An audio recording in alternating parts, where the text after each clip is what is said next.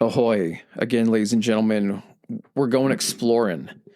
We are going on an adventure with Captain James Cook. Captain Cook, and not Jesse Pinkman from Breaking Bad. And not the Bills running back. Okay, that's true as Different James Cook. Yes. Okay, Captain Cook is, as far as explorers go, on the scale of kind of importance, the guy doesn't get a lot of shine, I think, because technically he didn't find something that they consider like you discovered this. He found a very unceremonious ending.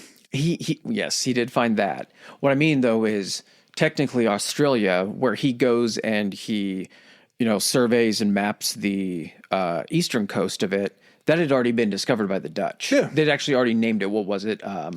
New Holland. New Holland, that's right. No shit, yeah. Well, and then there also, I believe it was the same guy had gone down, and his name must have been Tasman or Talisman, something like that. Yes, because that's where we get Tasmania, right? Yeah. Which was previously Van Diemen's Land? I believe so. So it's Van Diemen's Land sounds Dutch too. No, it was, I think. So it was demon like DIEM something. But all I think of is they see the Tasmanian devil, and I think demons, and it actually sounds kind of cool. Like it's Van Diemen's Land. Yeah, it feels like Warner Brothers was the one that named it. A little bit, right? Yeah. Instead of anybody else. But I think the one thing that's really enduring about Cook's legacy is this guy had 3 voyages, the first of which was the guy was throwing darts on the world. And then the second 2, he was just literally a map filler. He was the guy that filled in all of the blank spots pretty much that we can think of on the west coast of the United States, the Bering Strait, all the way around hitting the subcontinent of Alaska, back over into Russia. And then somehow he goes down and he gets it so fine that he's like, yeah, I found this archipelago that I called the Sandwich Islands. We're going to cruise around in here and we're going to find the big one. Biggest island in the archipelago. Yeah. That was how precise he was at doing what he was supposed to do.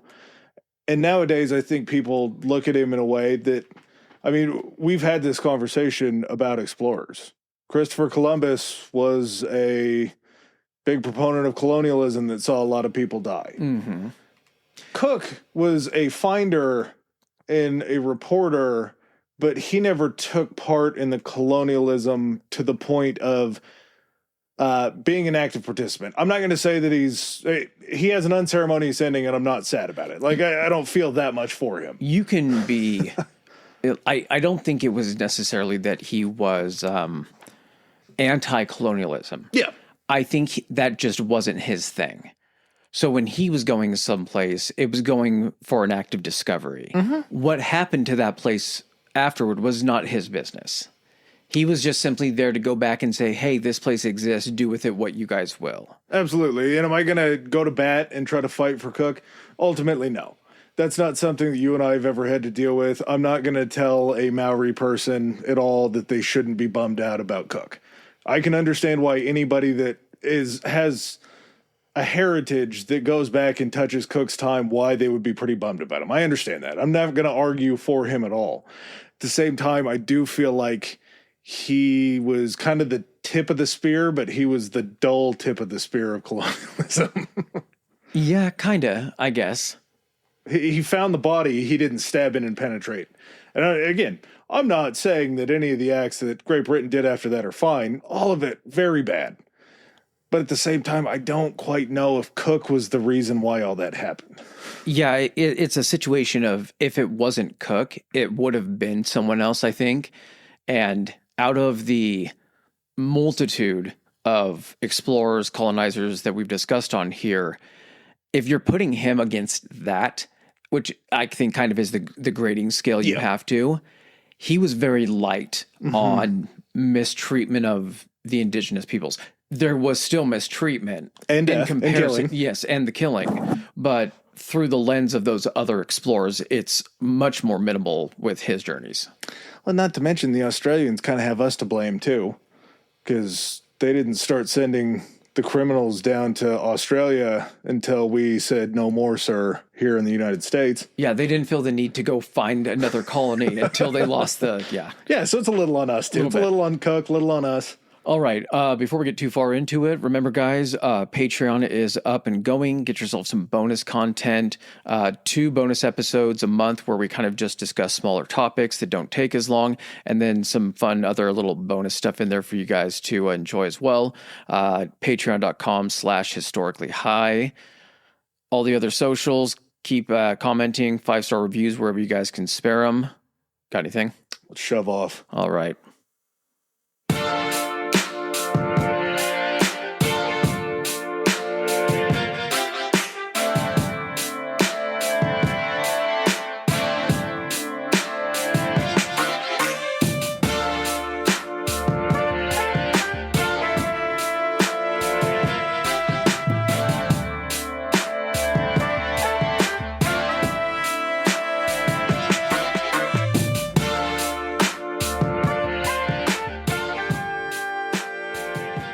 Okay, so let's explore little Jimmy Cook. James Cook Jr. Born November 7th, 1728. Bet you can't guess his father's name. Ronald James Sr. Yeah. James Sr. and Grace were his parents. He was born in the village of Marton on the north side, basically, of Yorkshire. Probably about as far away from Australia as an Englishman could get. Yeah, because he's over on the place where he's at is a little bit lower than Scotland, but it's also on the northeastern side, right? I think he grew up like 8 miles from the North Sea. It's right there. Yeah. So it's going to be a cold place. It's going to be a tough place to live. But again, there's no conception of a guy who was born that far away from Australia ever being the one to chart it on the eastern side. His upbringing was a little bit different. He was the second oldest of 8 children. Senior was a farm laborer from Scotland. So the tricky thing about Scotland and England was education was taken a little bit more seriously in Scotland at the time. So he wasn't just your typical farmhand. I believe he was literate, and he was a very smart, diligent, very good worker. They end up moving to, or he was working for a guy. They end up moving to a place that was the Eyrie Farm in Great Ayton. So his dad gets basically kind of going off what you said, more of an educated guy. He gets tapped to actually be the manager of this farm. Yep. So it's like a large farm, so much so that the owner actually pays for James Jr., basically. And once we get past him growing up and everything like that, it's just going to be James Cook or Captain Cook, however we want to go about it. Or JC. Or JC. Pays for his school, and he goes for a few years. And then in 1741, which would make him 13 years old, begins coming back and working for his dad. He was born the second of 8. Do you think that the farmhand or the farm owner paid for the first kid's school, or was it just Cook? Was it just James? Was it a Isaac Newton situation where he showed promise, and so they wanted to kind of find out what that potential was? Yeah, either that or James Sr. The guy came to James Sr. and said, "Hey, which one of your kids seems to have the most hope?" He's like, James Jr. Yeah, he's the one that's named after me. If anyone's going to succeed, I want it to be the one named after me. There's a reason he holds my name. So yeah, he gets an education that the son of a farmhand probably would never run across back in those days. And he gets this work ethic from his father, just on the farm, knowing how to work with his hands, not being afraid to roll up his sleeves. He's obviously going to be a fuzz more posh than his father is now, because he's well educated in England. He also has no desire to be a farmer. No. So I think 1745, when he's 16, he's like, well, I'm moving. I'm a man now. I'm 16. I'm moving away from home. And he moves to apprentice for a grocer haberdasher, which haberdashery is just an awesome word. But a haberdashery is where textiles? Close. So it's where you would go to buy all of like your yarn and buttons and all that kind of stuff to do all of your sewing. Okay. Because textiles can technically be fabric and everything as well, right? I believe so. Yeah. Very interesting. Yeah, haberdasher is an awesome word. I wish that we could work that in. The place that he was in was called Stalathis, I believe, something like that. It was a fishing village. Mm-hmm. So you had these fishermen that are coming in constantly, probably not for the haberdashery side of it, but probably more for the... I mean, you lose buttons. Fair, yeah. And I guess if you get a new patch on your uniform or something like that, you probably want to throw it on your coat. It's true. So you're going to need a little bit of a thread. But James is in the situation where he's moved his station. If you are apprenticing under a shopkeeper, you're probably going to go a little bit further than your farmhand father, right? Mm-hmm. But that's not what he wants to do. He doesn't want to be a farmer. He doesn't want to just run a till all of his life. I don't want to be a haberdasher. I got dreams, man. And those dreams are seeing these guys that are out taming the ocean on a daily basis and bringing in the catch.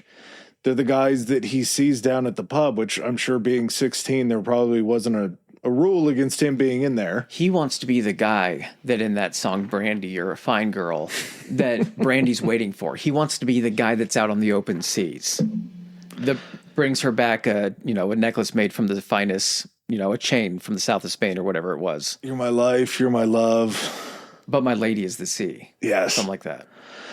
And I think his lady was the sea. He hadn't met his mistress yet. And I'm sure you could probably ask him and he'd be like, yeah, my mistress is the sea after he gets married. But he ends up, there's some goofy story that I'm sure is probably not true, but it's a great story to go with Cook, where he's working the till one day and a woman gives him money for something that she purchased, and it had a newly minted coin for the Southern Ocean Company. And he was so enamored with the sea that he took that coin and he put another one from his pocket in the till. And then the guy that was running the store, William Sanderson, I don't think he was related to the witch Sandersons. You don't know that. Maybe. They probably were from England. But he comes over, he's like, whoa, did you just take that coin out of there? I saw that woman gave you this coin and I counted up the till and it's not in there. And JC just said, yeah, I took it. It's in my pocket, but I threw one in there. The till should still be right. The guy's like, why would you do that? And he's like, I had never seen this coin before and I really liked it, so I swapped it out. And there was a little bit of a rift between them. Again, I believe that that's just a fanciful story for a guy that would become maybe one of the greatest navigators of all time. You got to try to plant the seed or give him some type of adversity. He overcame it when he was working the till. Regardless, he lasts about 18 months before he's like, yeah, so the farm thing's not for me. Haberdasher thing's not for me. He ends up joining the Merchant Navy. Yeah, he moves to, or the town that he's in being the port town and everything like that. He actually meets some local ship owners that are in the coal trade. They were friends of Sanderson. That's right. So Sanderson went ahead and helped him move to Whitby. And Whitby was like the coal ship carrying building capital of the world. Yeah. And I mean, these are like not so much barges. These are just ships that are made to haul a shit ton of weight that are traveling just down the coast. So it's not like they're shipping it. Again, they don't have trains at this point or anything like that. So it's much more economical to be able to just load something up on a ship, send it down the coast to London where you're selling all that stuff, and you can ship a lot more. It's the same reason why overseas you see some of the shipping ships that they use, and they're just enormous with all of those containers on it. I don't know if this is ship blasphemy when I say this, but I think seeing these colliers that he was on, they might be some of my favorite ships. They're built in a similar fashion where they're not going to blow you away with their looks, but their sturdiness and their ability to carry is unmatched. Yeah. And they don't look too bad. They also have an extreme amount of benefits because they're a flat bottom boat and not having that, let's throw a dart here, keel on the bottom. They still have a keel. The keel is the part essentially that, think of it in the way, I always remember the keel as the spine and then the things that come up like the ribs. Yeah. So you still do have a keel. I think the biggest benefit of that is the way it was designed with a flat bottom is it allowed a lot of flexibility in like how you could repair and your options with the ship. Whereas a more traditional ship that you're thinking of has that very rounded bottom. So think of it, I always kind of visualize stuff like Pirates of the Caribbean. They find the black pearl up on the beach. It's tipped over on one side because that's how it has to sit. It can't just sit upright. A flat bottom allows you to pretty much run the thing up on the beach. You can still tip it a little bit to get up and under there, but it's going to be something to where it's much easier to get it to a place where you can repair it, which is pivotal for long journeys when you can't just pull it into a shipyard. You're not going to be able to lay it on its side, but you're going to be able to lay it over, work on it, and then bring it back up straight. So when the ocean comes back in at high tide, it'll lift you enough to where you can basically winch yourself off back into the water. Yeah. And these colliers that they were using, I believe they said that they did 1,000 trips from this northeastern part of England carrying coal. And out of the 1,000 trips, it was like 300 or 400 of the trips were solely to London. Yeah. That was how much they were moving. But when you're navigating the North Sea, when you're navigating the English Channel, two very inhospitable, windy, just not great areas to train in, to sail in, it's the best training. Yeah. It's the New York. If you can make it here, you can make it anywhere. If you can make it sailing in the English Channel and the North Sea, you can probably handle whatever else the world's going to give you. So as an apprentice in the Merchant Navy, you're studying algebra, geometry, trigonometry, which all go into navigation, and then astronomy, which again also ties into navigation as well. You're also learning those skills because that's what someone who is in command of a ship has to know. So while he's in the Merchant Navy, he's learning these skills. Like you said, he's trial by fire, kind of. He's in these environments that he's going close to the coast. So he's having to learn essentially how it works with like shallow draft, because that was also the flat bottom was able to go ahead and go into more or shallower areas. You know his first assigned boat's name? Wasn't it the Friendship? The Free Love. Oh, similar. Okay. Friendship, There was Free Love. another one that was the Friendship after that. But as he's learning these skills over this 3-year apprenticeship, he works in the Baltic. He ends up getting his mariner's license, I think, in 1752 when he's 24 years old. Yep.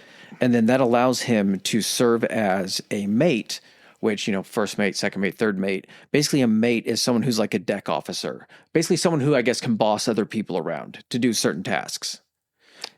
I think that he also had a very good influence at this time in his life. When he was working under William Sanderson, his bed was literally underneath the counter that they would do business on. He had to sleep in the shop that he was working in, where Sanderson and his family lived above that shop. When he moves out here, he ends up moving in with one of the guys that he had met, John Walker, that was his boss, and they were Quakers. And as Quakers, they brought him into the family. They kind of taught him along the lines of their beliefs in hard work, their beliefs in kind of staying out of other people's business. They were like high up in the oat game, right? Yeah, I'm sure maybe the guy, who knows, the guy on the Quaker Oats box could be John Walker. It could be. But it was a situation where John Walker's wife would make sure that he never went without, that he was always fed, that he was always taken care of. And poor thing. I kind of think that as we talk about later in life, as he becomes a captain and he leads these journeys, I think a lot of the thought towards taking care of the people that are on the boat becomes a pretty big thing for him. I wonder if Mrs. Walker had a little thing, going on. She could have. Strapping young lad here.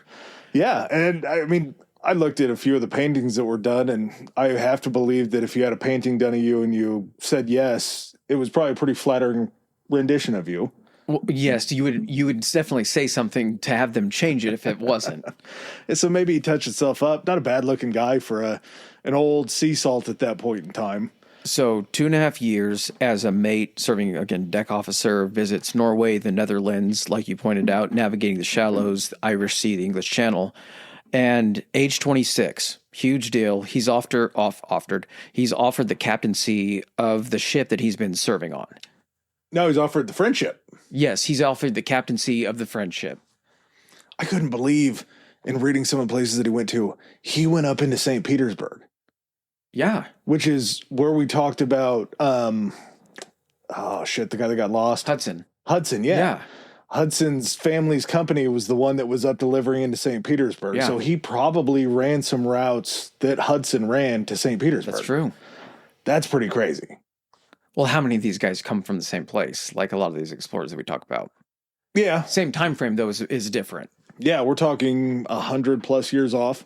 So as he's getting used to that, he's getting the experience with the merchant navy. He's got kind of what you think is going to be the pinnacle for a farmer's son, captaincy of a ship. Whether it's a merchant navy ship, whatever, you're going to be making that money. Oh yeah. He's like, I feel like he has this wanderlust, I think is the biggest thing. I think the best way to describe it is he has this just lifelong wanderlust where he's looking at it and saying, if I'm the captain of this ship is only going to go to these places. All places I've already been. And I'm just going to be continuing to do this. I'm never going to be able to go out and explore something new. What I am going to be able to do to see new stuff is if I join the actual Royal Navy. And so basically it's like, hey, thanks for the offer for the friendship, but I'm actually going to go ahead and join the Royal Navy. Well, and it's a double-edged sword, right? Because if you're in this merchant navy, it doesn't matter that you're the son of a farmhand. Mm-hmm. You can rise through the ranks of the merchant navy to become a captain like he was going to be. Yeah. But if you switch over to the Royal Navy, you're only going to be able to ascend so far because you're not from a family that's well-to-do. You're competing against people who already have a leg up on you based upon their pedigree. You're walking away from a meritocracy and into a... nepotism, basically. Yeah. So, and it's not like you get a note like, oh, hey, yeah, let me write you a note that you were going to be a captain here. You hand these over to the Royal Navy guys, and they'll be like, oh, yeah, you're going to be a captain here, too. Cross you right through. No. So you got to kind of start back. I'm sure you do because of your experience. You're not going to go on as just a standard seaman, but you're going to step into a role that's much lower than what you had with the Merchant Navy. And his first posting was with the HMS Eagle, which was a 58-gun ship of the line. You know what his rank was? Was it another mate? An able seaman. Oh, okay, he was an able seaman. So he wasn't just a seaman, he was an able seaman. Gotcha. Which again, you're starting at the bottom of the ladder, except for this ladder is turned into a step ladder because of your caste, basically. His first appointment as the able seaman, as Chris just said, is on this shitty ship called the HMS Eagle. The Eagle was run by a guy named Joseph Hammer. What do you mean shitty? Joseph Hammer said at the time that he believed that he had the worst crew in the Royal Navy. Okay, not the ship itself. Because this thing was like a 58-gun ship of the line. The ships of the line are the ones you think of like man of wars that go up and actually fight like multi-tiered gun decks and everything. Okay, so the ship is good. It's just the people running it are dog shit. Completely inept. And you have a kid and cook who steps forward and impresses Hammer enough. I want to say that they said it was like 3 weeks that it took him to go from an able seaman to a master's mate. Mm-hmm. Like it wasn't a full year. It might have been months instead of weeks, but it was a very quick rise from just an able seaman, and he separates himself out to be the master's mate. He's on the boat with a bunch of people who probably don't know what the fuck. They've been enlisted. The people that are working it that aren't in command positions are just people that have signed up for the Navy because they have no other prospects. Yep. And they have this guy come in and they're like, oh, you can read and do math. Okay, we're going to need you in a different position. Yeah. Yeah, it's incredible to think that his skills wouldn't translate to put him in a higher position, but he kind of makes that happen on his own. His ability to stand out brings him to a master's mate. I can't tell you how far up the line a master's mate is. It sounds a hell of a lot better than an able seaman, but if you're the mate of the master, that feels like a pretty good deal.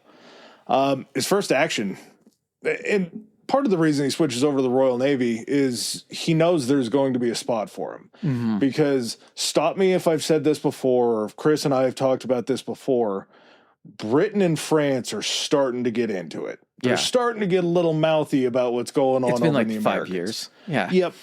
Yeah. Britain and France are angry at each other. So there's a British buildup in this Royal Navy. And so he slides over thinking, okay, well, there's going to be some action. Mm-hmm. I'm probably going to go get to see the Americas at this point in time if I jump in, the way things are trending. The first action that he ends up seeing, I believe, comes in the English Channel or around England. October 1755, he takes part in a basically a full-blown assault on this French warship that's already lived through a full-blown assault. It's basically limping back to shore, and they just lit this thing up. It was just like turkey shoot on this thing to the point where they sank it. I believe it was the next month in November, they run into another French warship and actually end up defeating them, boarding the ship, and as the master's mate, Cook is told to go ahead and bring it back into port. He's the one that gets to drive the French ship back in. It's pretty good for your second fighting. They're like, also, I mean, he's capable. Ship is taken on water. What are his odds of getting back to shore with this thing? They're decent. Okay, yeah, let him do it. And if he goes down, he was just a farmhand's son. Yeah. We didn't put one of the good guys out there. We'll circle back and try to get the guy, because they got guys manning the crew and everything. I believe they did say the first warship that they sunk, they did take all the prisoners back to England. So I think hostilities were pretty high at this point in time to be capturing the crew. Yeah, because you're also surrendering. If they're capturing your ship, you're throwing up the white flag. 1757, Cook passes his master's exams, and this qualifies him to navigate and handle a ship of the King's Fleet on his own. Well, he actually, so going back real quick, January 1756, he's actually promoted to bosun after the one that's currently serving on the HMS Eagle dies. And a bosun is a senior petty officer, or what you would call a warrant officer. They're responsible for the deck department, hull maintenance, rigging, and the general seamanship of it. So it's a pretty important job. So he's rising up the ranks even more so, displaying kind of the capabilities that he has. March 1756, this is his first actual command. He gets his first command with this ship called the Cruiser, with a Z, and it is a smaller, like, cutter, what they call a cutter, that kind of serves alongside as a support ship to the Eagle. So I think kind of in the same way that you have larger warships even today have like destroyers and stuff like that with them, ships would have smaller ships that would be able to then go harass targets and things like that. I don't know if you know this, being a sea guy or being a boat guy. Being a seaman. Being an amateur seaman that you are, did these cutters and these smaller boats and these frigates and different things like that, were those pretty much eliminated when they started making steel boats? Like, was that solely just a wooden boat thing? No, because you have smaller metal boats. You have a battleship, but the battleship is also accompanied by a cruiser or destroyers to protect it. But they've just changed names. They have similar functions as their wooden counterparts. Yeah. But we didn't have like an all-iron frigate. Tactics remain kind of similar. You're just advancing the technology and the material the boat's made of. Okay, gotcha. So, yeah, like you said, June 1757 passes the master's exams, qualifying him to operate a ship of the King's Fleet. And not a moment too soon, because guess what's going on? Just popped off a year ago. We get the 7 Years' War. 1756 to, surprise, surprise, 7 years later, 1763. Yeah, he heads over to North America on something called the HMS Pembroke. And the Pembroke ends up showing up a little bit later. Once they finally get over to the Americas, turns out that scurvy is just eating away at the people on the Pembroke. Mm-hmm. I know that scurvy is maybe one of the nastier things that I can think of that happen. I know that your gums start to go nuts and recede, and your teeth start to rot, and like you get these open sores and wounds on your body. Yeah, here you go. So scurvy is a disease caused by severe long-term deficiency of vitamin C or absorbic acid, leading to weakness, anemia, gum disease, poor wound healing, and skin bleeding, with corkscrew-shaped hairs and loose teeth being distinctive signs. The reason that this was such an issue on sea voyages is because sources of vitamin C are normally not things that, in a non-refrigerated environment or controlled environment, don't last very long. And there's not a lot of knowledge about what types of foods are high in vitamin C. It's kind of a trial and error thing, which Cook actually figures out because he's able to determine, while it's not oranges and lemons and things like that, that things like sauerkraut and there's this other stuff, it's something carrot, and it is like orange peels that have also like been fermented. It almost looks like it's making kimchi out of shit, right? Yeah, and a lot of that process of I'm going to use the word pickling, and I know it's not the right word, but God damn it, I'm too high to think of it right now. Whatever you do to preserve it basically brings in those acids that you're talking about that you need. While not being a complete source of vitamin C, you're still getting those absorbic acid or whatever you said that was necessary into your body. Ferment. Ferment was the word that I was looking for. Okay. So these fermented foods are great. And part of the reason why he starts to realize that they're going to need this is because when the Pembroke gets over to Nova Scotia, they end up having to wait and they miss out on the first siege of the French fortress at Louisbourg. Because everyone's so fucking weak from scurvy. Because their entire crew is just wrecked by scurvy that they end up showing up late. They do get in kind of on the tail end of this French fortress attack on Louisbourg. That was Nova Scotia in 1758. Once they end up taking this kind of sets up a mad dash down the St. Lawrence River to get to Quebec, because while the 7 Years' War is happening, they're fighting in Pennsylvania in these areas down on land. If you can sneak in the back door and get down the St. Lawrence and get to the capital of French North America, that's going to be a pretty big blow. That's going to be a pretty big win if you can get that.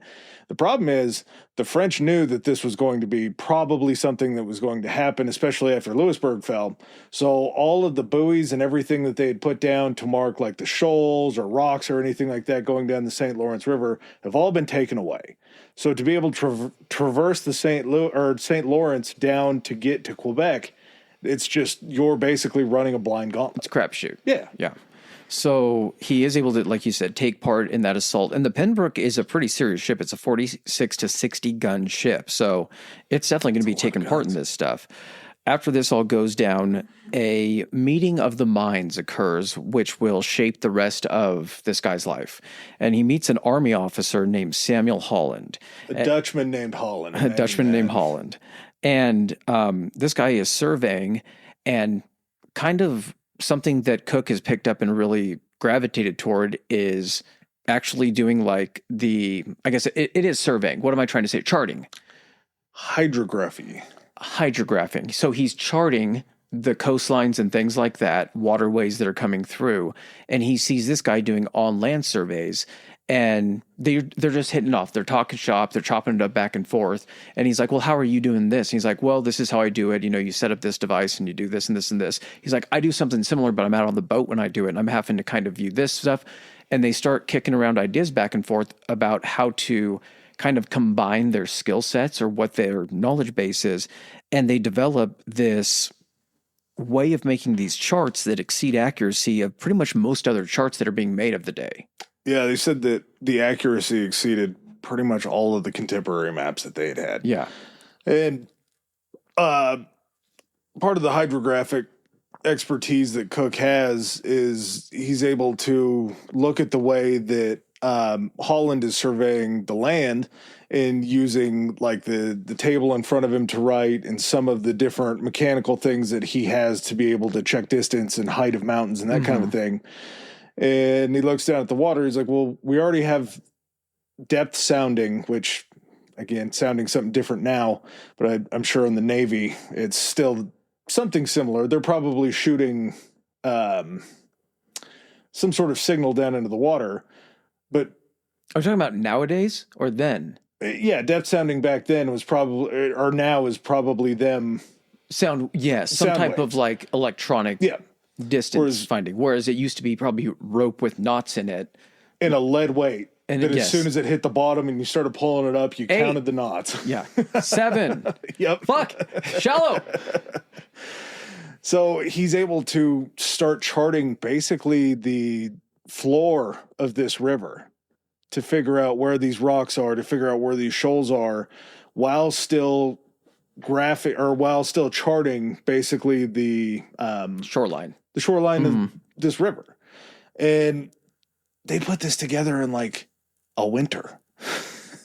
Because after winter ends up happening, they float down the St. Lawrence, they get to Quebec, and they lay siege on Quebec. Which doesn't sound super impressive nowadays if you're saying something, but being able to essentially travel down river, set up your equipment, chart this thing, figure it out, and do so within the span of a few months. And at the same time, probably not get caught doing it because there's probably also patrols of the French and everything running around. It's a pretty big deal. Yeah, and not to mention, Cook played a major part in the siege of Quebec. We forgot to mention. So when they were going after Louisville or Louisburg, the French tried the old tactic that the English used against the Spanish Armada, and they lit a bunch of boats on fire and pushed them towards the English fleet. Yeah, the fire ships. Cook was the man who called out the smaller boats to go grapple them and pull them away from the ship, basically saving everybody on board. Yeah. So he's not only this brilliant mind that's right up next to the captain explaining to him what's going on in the river, he's looking out and kind of making sure that they're safe at the same time. He ends up charting this very small bank that's on the opposite side of where the fort is in Quebec, which is actually where they landed finally and were able to go in and lay siege on the fortress from land. So he was the guy that charted basically where the only place that they could find to get up and onto land. He's like in World War II, how they'd have like the frogmen and like the Seabees go in ahead and try to chart like for the landing boats to come in where the reefs were and like the channels that they could go in. Yeah. Yeah. Except he's not getting his ass in the water. It's actually kind of him guessing to certain degrees of being like, I kind of think this is how it is. And it ends up working out. That's, I think, how a lot of his life goes. That's how a lot of it is. Yeah, it's got to be like that. Oh, and keep in mind, they're doing this all while wearing tricorn hats. That's true. Which is just hilarious to me to think. Like, of all the things that you could wear into battle to be inconspicuous, that's not one of them. If you see a tricorn hat moving through the brush, it's not going to go easy. After they end up landing in the fort, taking all that stuff over, Cook eventually heads back to Britain. And as he's back there, I believe it was I didn't write the date down. After he gets back from the war, Hook comes back. He meets his eventual wife. Her name was Elizabeth Batts. She was the daughter of an innkeeper. She wasn't really of means. She was kind of in that same level of society as he was. Maybe a little bit more if he's like a merchant and has an inn. Oh, that now he is, yes. Yeah, now I believe he's a little bit higher class, but he's still not a nobleman by any means. But again, when is somebody as skilled as he is, again, this isn't a meritocracy for certain positions. As skilled as he is, he's not going to marry above his station. No, and by all accounts, I think Elizabeth was a lady who had to deal with a lot. And part of the reason why I think she knew what she was getting into was because her dad, that was an innkeeper, in a village that was on the water. Yeah, she had seen sailors coming in and out. She kind of knew, at least overhearing conversations, had to have a general idea of how long voyages were. Guys talking about how long they've been away from their family. When you boil it down, the time frame that he's actually home with her is very small in comparison to when he's out actually sailing around. I want to say the number was like out of 18 years he was doing this and active, he was home for a total of like 4. Yeah. And he had a system. He came home, he put a baby in her, and this man, I don't think ever had to change a diaper a day in his life. There was one kid at a certain point that he's there for 2 months, the first 2 months. Okay, so that was when he got his diaper changing in, but other than that, she was having these children as he was away, and they would have 2 children during this period after the 7 Years' War, where Cook is basically, he did so well in the war that they assigned him to go back and chart the shoreline of Newfoundland. Yeah, so he spends the next 5 years, end of the war is 1763. So from 1763 to 1767, he's charting the coast of Newfoundland. He's injured in 1764 when a powder horn that he's holding blew up in his hand. God damn. Surgeon is like on board another boat. They're able to get in touch with him and actually save his hand. He recorded, I want to say, this happens like kind of concurrent in 1766 while he's doing his thing in Newfoundland. Yes. But there's the recording of a solar eclipse in August of 1766, which is used to determine longitude. And this information is turned over to Who else? The Royal Society. We talk about these guys in several episodes, the Newton episode, the Charles Darwin episode. We're not talking about them now, but I know there's another episode we've also mentioned them in as well. They're getting a Patreon episode for sure. Yes. We talked about him in the Darwin episode. No, I said Darwin. Okay, Darwin, Newton. This one, and there's one other one I can't remember. Yeah. So the Royal Society is definitely getting a Patreon episode. There's no way around that. Yes. I don't think there's enough for a full episode, but just maybe the roster could be a Patreon episode. Yeah, that's what I was thinking too, yeah. Because they're just everywhere. We just look through the Royal Society trading cards and pick out the rarest ones. August 5th, 1766 is when he spots this. He records the pretty accurate start and end of this solar eclipse. That information is then sent back to England. It's looked at by an English astronomer who collaborates with members of the Royal Society.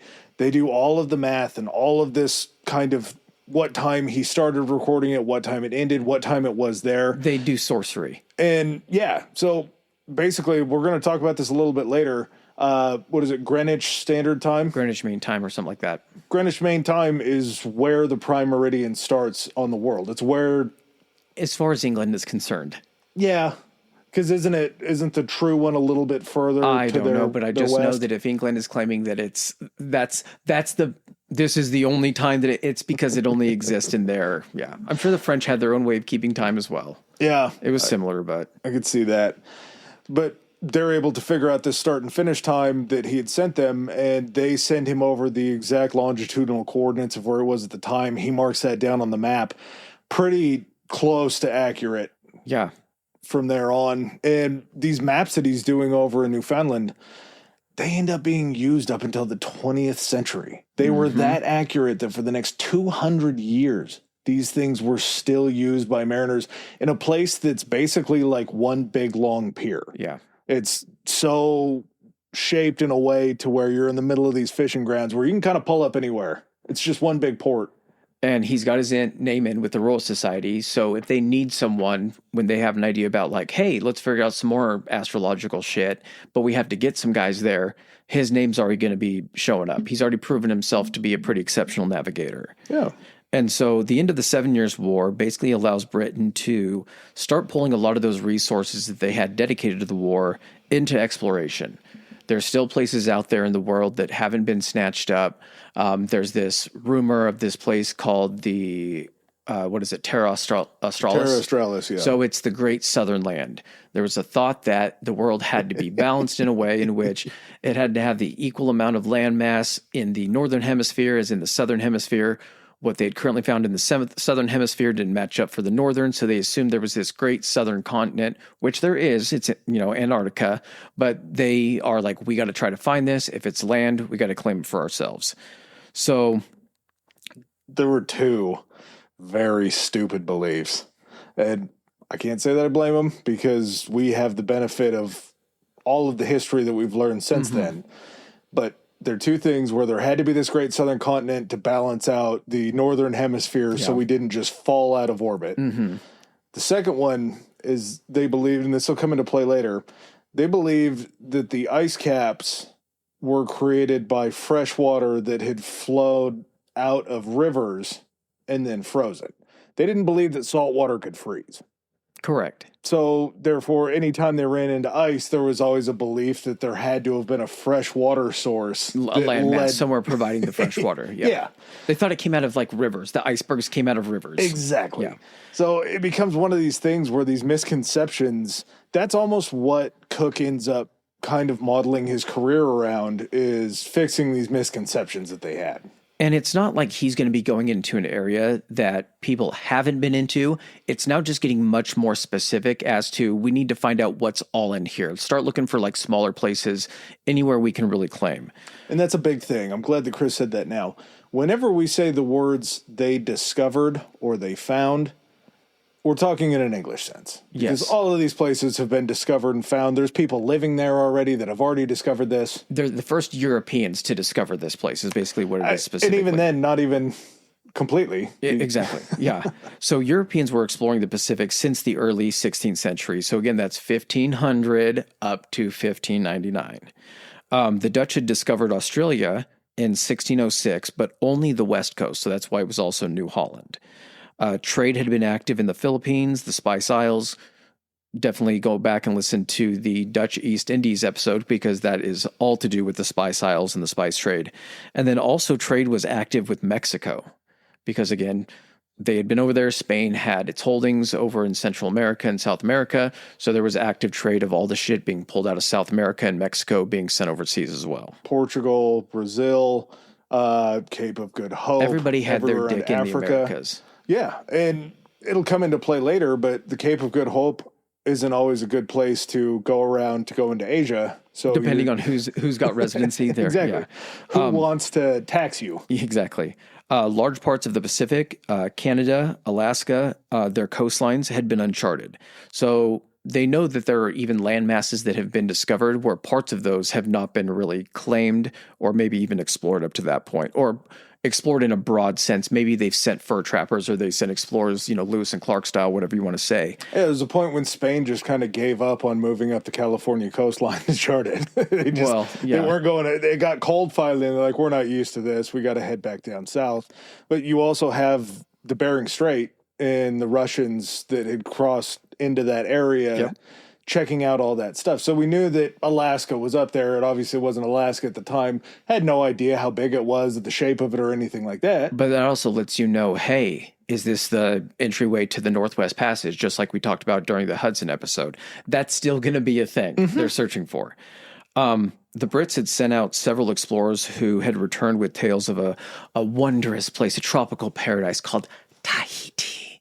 And also possible sightings of what they would call the Great Southern Land, but really sightings of Australia. There's so many beliefs that when they found a piece of land there, if it was a big chunk of land, like you're going to run into with the two islands of New Zealand, every time they ran into a big chunk of land, they're like, well, this could be it. This could just be the tip of what we need to find this Great Southern Land. So there was always a lot of hope when land was found, which I'm sure if you're on a ship for that long, anytime you see land's a good time. Oh, yeah. And there also comes into play a time where they would find areas and half the crew would be like, oh, if we found this, we're going to have to spend the next 3 years charting this thing. I really don't want to be on this boat. You're doing the thing where, they're going around it to see if it just connects to more land or if they're going to be able to circumnavigate it to establish that it's an island. And as you start to turn and you're going around it, it's just like, yes. Okay, which way are we pointing now? We're going west. Okay, a couple days later, you're like, oh shit, we're turning south. Okay, this is good. This is either just a big fucking peninsula at the far north of this continent, or we're circling this thing. We're going to be going east here shortly. Yeah. And then back north, we're just going to circle. And then you're just hoping, because it's not a situation where you're getting to the island and then you're just staying on the boat the entire time. You are going onto the island, picking up supplies, doing whatever you can. A lot of these scientific exploration, journeys and adventure or expeditions, you have naturalists and people that are scientists of the time going in and collecting samples of animals and plants and pretty much anything and everything they can find that's new. Yeah, and Cook was kind of on the front end of this, because in 1768, the Royal Navy and the Royal Society start to talk about a little bit of a trip. Because the Royal Society is bringing forth this evidence that they had from a man who popped up in our Newton episode, Edmund Halley, the guy who the comet's named after. The guy who basically sent his work over to Newton, and Newton explained it all to him. He's like, that's why this happens. Okay, that makes total sense. Halley had said that there's something called the transit of Venus. And the transit of Venus is Venus making a transit across the sun. And he hypothesized that if you were able to use two different points on the planet and watch this transit of Venus go across the sun, if you're able to time it in multiple different locations, you can actually figure out the distance that we are from the sun, from the Earth to the sun. It's no. Well, and let's get into the nuts and bolts of this, because Halley said that this transit happens 2 times in an 100 and something change year period. Yeah, it happens 2 times I want to say it's something like 8 months or something like in between these. But yeah, and then there's 121 years between these. A, how in the world does Halley know that it's 121 years that this occurrence happens? And B, How are you going to time something staring into the sun? Oh, you have questions? I have no answers. So to me, a transit, the easiest way that I can remember it, a transit is just an eclipse when the thing moving in front of the sun is too small to actually eclipse the sun. Okay. So as they're watching this, like Adam was saying, they're watching this in 4 stages. So they determined that, hey, if we can monitor this transit of Venus, not just in one location, but we're going to do this in multiple locations, we can then use all of the information together, see if our numbers all match up for timing and things like that. And through some type of advanced math, we're going to figure out what the latitudes are able to be. Because that was the big question of the day, is how do we determine latitude? Longitude had been figured out, north to south, that kind of stuff. But latitude... It was for longitude? I thought it was so they could figure out the distance between the Earth and the sun. Correct, but that would allow them, knowing the distance between the sun and Venus and then Venus and Earth. That's why I'm saying it doesn't make any sense to me, because they were trying to use those distances to determine what the distances of longitude would be. Or I'm mixing up latitude and longitude. I'm looking this up. Lat, flat, longitude, long. Okay, so they were trying to figure out longitude. Yep. Because they figured out latitude, they had the degrees of that. They were trying to figure out side to side, east to west. And somehow watching Venus cross the sun and determining when the edge of Venus first touched the sun, then when it got fully inside the sun, then when it touched the other side, and then when it moved past the other side to barely be touching it, knowing that from 3 different locations is going to somehow explain what degree you're at east to west. Yeah, one of these locations that they decided was going to be great was that magical land of Tahiti that Chris was talking about earlier. There was a big push from the Royal Society, pretty much from one guy that was saying, hey, we need to do this. He was a man named Joseph Banks. He was a young, rich botanist, kind of self-trained naturalist. He was a member of the Royal Society, and he was pushing the Royal Navy to basically make him the captain of this voyage to go down there and do this. And the Royal Navy's like, what's identifying plants going to do when you're out in the middle of a swell? What is this sail called? Yeah. What is this thing called? Are you getting on the boat on the port or the starboard side, sir? When you get onto land where there's plants, sure, you're captain. That's your game. But until then, we're going to need somebody who is able to actually knows how to run a ship, but also someone who's very skilled at charting and things like that, but also someone that has experience with seeing an eclipse or something similar to that. We have the guy. We know of a guy. Yeah, he's not the guy that we can use because you would need to reach captain status to be able to man one of these voyages and run one of these voyages. But we do have a guy who isn't a captain, so he's not going to take away from one of our main guys. He's seen a solar eclipse. He's a damn good seaman. If we can bring in Cook, we can get him through or he can pass his test to become, a lieutenant? Yes. And that would allow you. So there's a difference between a captain of a ship and the commander of the ship. You can command a ship and not be a captain. So being a captain meant that you did captain a ship, but you didn't have to be a captain to command a ship. I know that's probably kind of confusing, but there was a minimal rank, I do believe, that you would have to be in order to command a ship, which I'm guessing is either set in stone or you just have to be a higher rank of the next lowest person down to make sure you're the senior ranking officer on the ship. But your rank is high enough to be considered the ability to captain the ship. You're of a rank that is commensurate with being able to command a vessel or something of that nature. Yeah, so technically, Cook's most famous voyage, he was not Captain Cook. He was Lieutenant Cook. Yes. But at the same time, when he gets on there, it doesn't matter. He's captain to everybody. He's chosen to lead this voyage, and kind of the push and pull of this relationship between him and Banks is a very interesting one because Banks is very outspoken. I want to say that he's like 10 or 12 years younger than Cook is at this point in time. And he has that status. He has that status among people to where he's the rich kid. To me, it's that scene in, I want to say it's, I don't know if it's a Guardians of the Galaxy movie or if it's one of the Avengers, where Thor comes on board the ship and he's like, but everyone knows I'm the captain. He's like, of course you're the captain. Everyone knows, of course. And this is just Cook telling Banks, like, listen, everyone knows that, yeah. He's like, as soon as we're out of sight of land, everyone's going to know who the actual captain is. As soon as you freak out the first time we get a heavy wind, they're going to understand who to listen to in the situation. They needed a ship.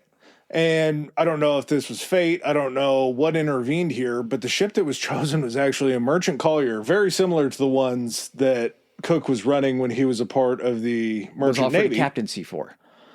Yeah. Okay. I could see how that all lines up. Yeah, like it's the type of ship that he had already been assigned from the merchant navy and offered a captaincy. So like he knows how to run it. If they trusted him to run it, then obviously he knows. Well, not to mention this is perfect because the collier that has all of this space to get all that precious coal to where it needs to be. You can put a second deck in there and you can jam so much shit inside this boat.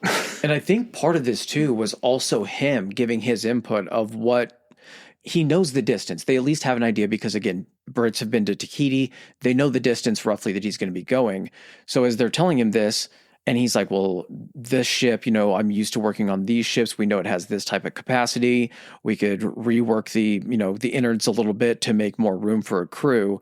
But from a, not like endurance, but from a survivability standpoint, this is the kind of ship that's going to give us the best chance on a long voyage and be able to carry the type of stuff we're going to need for it and in the amounts that we need. Flat bottoms are going to be great for repairs. They're going to be great to traverse shallower depths. Places where we don't know where it's going to get shallow quickly. Yep. We need that extra time to be able to say, hey, it's getting shallow. We need to turn. Yeah, or if we do need to run this thing aground, there is a chance of relaunching it. Yeah, exactly. This collier was 105 feet long or 32 meters. It was 29 feet wide, about 9 meters wide. It was roughly 368 tons of displacement, which is huge. In my mind, it's huge at least. The depth of hold was about 11 feet. I believe they said that the draft is how far it goes underwater. Yeah, I believe so. I think it was like 15 feet. So pretty shallow for an ocean-going vessel. Like fully loaded. Yeah. As far as to go out on the ocean and fight through these big waves, that's a pretty small ship. But this ship that they said would typically hold between like 12 to 15 guys if it was running a coal load was now packed with 73 sailors, 12 Marines, and 9 scientists. God, what were they called? Gentlemen experimenters? Sure. I believe is what they were referred to as on the ship. They definitely did not get along with the sailors of the Marines. I didn't know that they had Marines back then, if I'm being honest. So Marines are essentially soldiers that are just serving on board a ship. That's their definition of it. These are normally guys that are just used to serving in the army on land. We have now just put them on a ship. Maybe during the 7 Years' War, they were the guys, because you have your sailors. Those are the guys responsible for manning the cannons, for running all the operations on the ship. Your ships would also serve as transports to get the army and the soldiers where you needed to go. So those guys coming off the ships would be considered Marines or maybe special detachments that were more specially trained to operate on a ship, like fire muskets from a ship, something like that, I guess. So they weren't extra specially trained like Marines are now? No. Okay. No, I think just the term is because marine water, you're operating in a marine environment. So the only thing that you needed to become a Marine back then was just the ability to step on a ship. All right. Yeah. I get that. One of these scientists, the lead naturalist, Joseph Banks, not the guy that does the suits, Joseph A. Banks, maybe my favorite guy on this ship. Unfortunately, he has a pretty unceremonious ending too. One of his artists' name was Sidney Parkinson. And the reason that I believe he had 2 artists that went out there with him. And the reason that he needed these guys was basically, you can't bring back all these live specimens. You can't bring back all this live flora and fauna. So if you can go out and collect it and you can keep it in a natural enough state to where they have enough time to be able to do renderings, drawings, paintings of these things, that was as good as a photo. It was a way that you could take everything that you had found. It was the only thing that they could have that was akin to a photo. Yeah, exactly. He also brought his 2 black servants on. Of course, a guy like Banks is going to have servants. It just, I'm not shocked. I do believe that he also brought like his 2 dogs on as well, which a sea dog seems like a pretty annoying thing to have. Yeah, there were greyhounds Or one of them was a super greyhound. He's like, annoying, you know what it was? He's like, I can't bring this dog because this thing's got a lot of meat on it. I got to bring the dog that if anyone gets an idea of wanting to kill and eat it, they're not going to get much out of it, so it's not going to be worth it. Yeah, I'm going to need a very sleek, lean dog. So The fuck is that thing going to run around on deck? It's 109 feet long on the boat. You're just going to let that thing pace It's just running laps around. It doesn't make any sense. Or 105 feet. Along there, they had this thing packed with provisions for, what did you say, it was 18 months, something like that? Yeah. So, okay, I'll try to break this down because these numbers completely threw me for a loop. So, and have we named this ship yet? Well, the Collier was painted up, it was gussied up, it was cleaned up, and it became the Endeavor. Yes, the HMS Endeavor. So for the 18-month provisions that would be on there, and they're expecting to need more than 18 months, but part of this is that you land on these islands, you stop in at ports at certain places, and you can re-up your supplies. So this is basically just to get them where they need to go and to also take them on a long-standing voyage across open water until they can get somewhere else. 250 barrels of beer, 6,000 pieces of pork, 4,000 pieces of beef, 9 tons of bread, 5 tons of flour, 3 tons of sauerkraut, 1 ton of raisins, various amounts of cheese, peas, oil, sugar, oatmeal, 60 barrels of rum and brandy. They also pack animals with them for additional meat. They have horses. I think the horses were more so for riding. I want to say maybe not so much for meat, but it depends on the situation you're in. Yeah, I guess. Cattle, sheep, goats, which we'll talk about one in particular. The goat. Yeah, the goat of goats. Pigs, chickens, geese, ducks, peacocks, cats to take care of the rats, and they also brought the animals in breeding pairs. So when they would stop on an island that had enough resources to support animals living there, they would release the breeding pairs on these places, so that way, during future voyages, people would have something to stop in and eat. And for the local populations, this was, in a word, bad.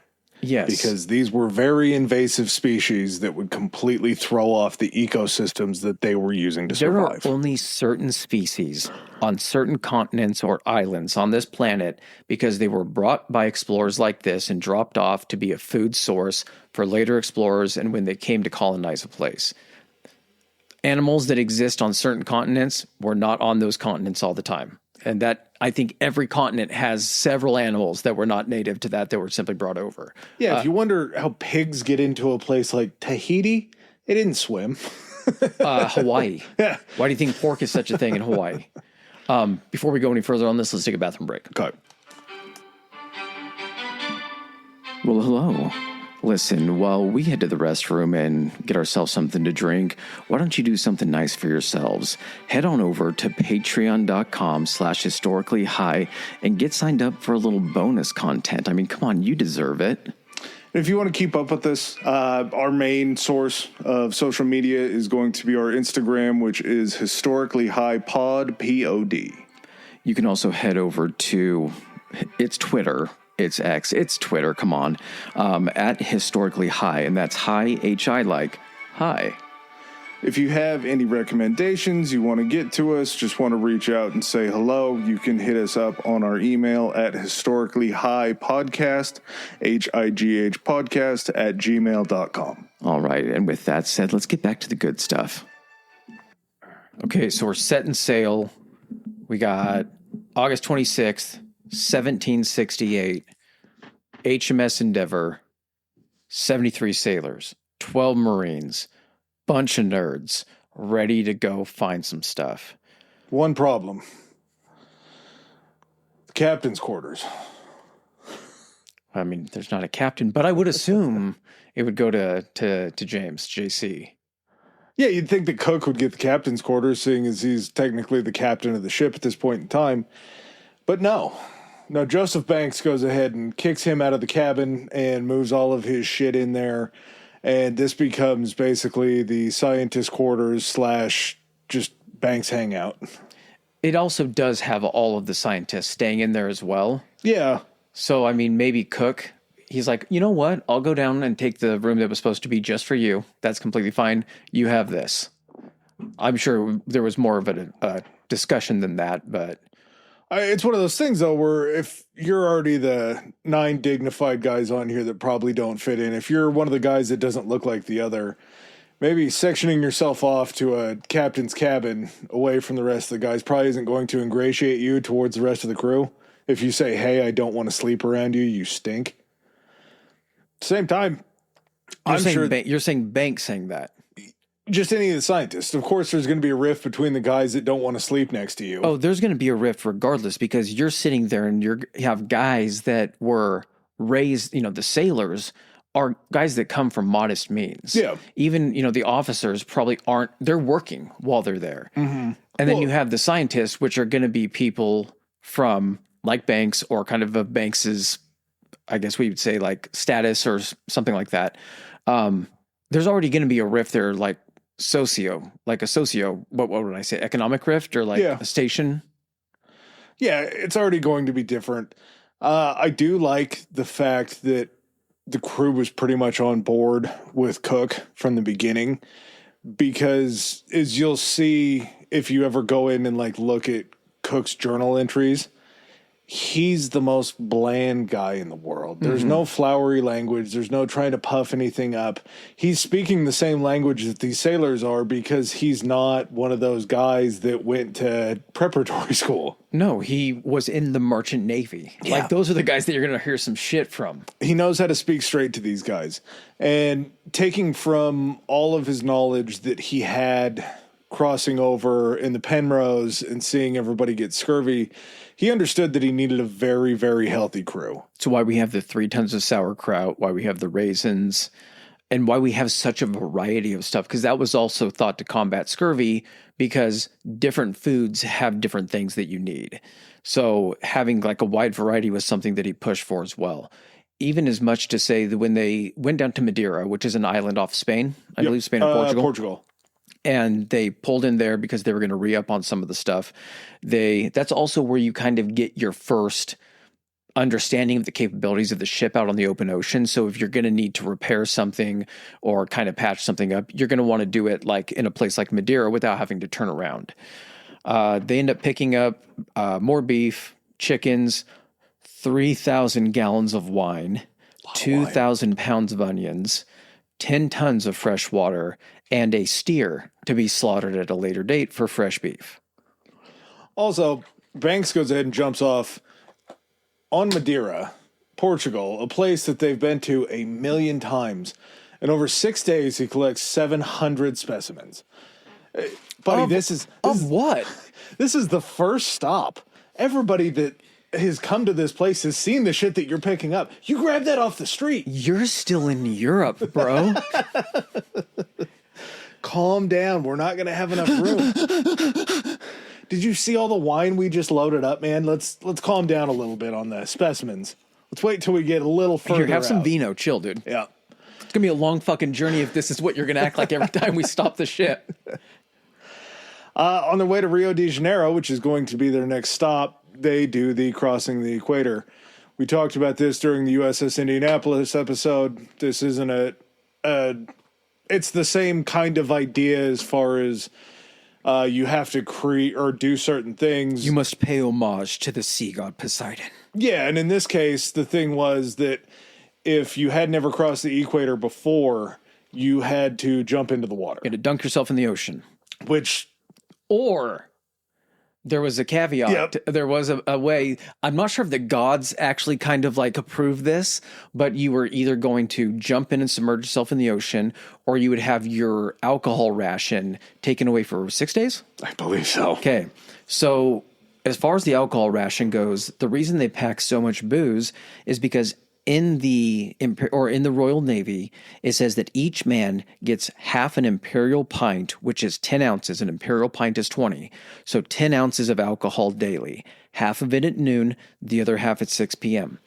This isn't alcohol in the sense of like, oh, hey, here's a beer. I'm going to pour you, 5 ounces of beer.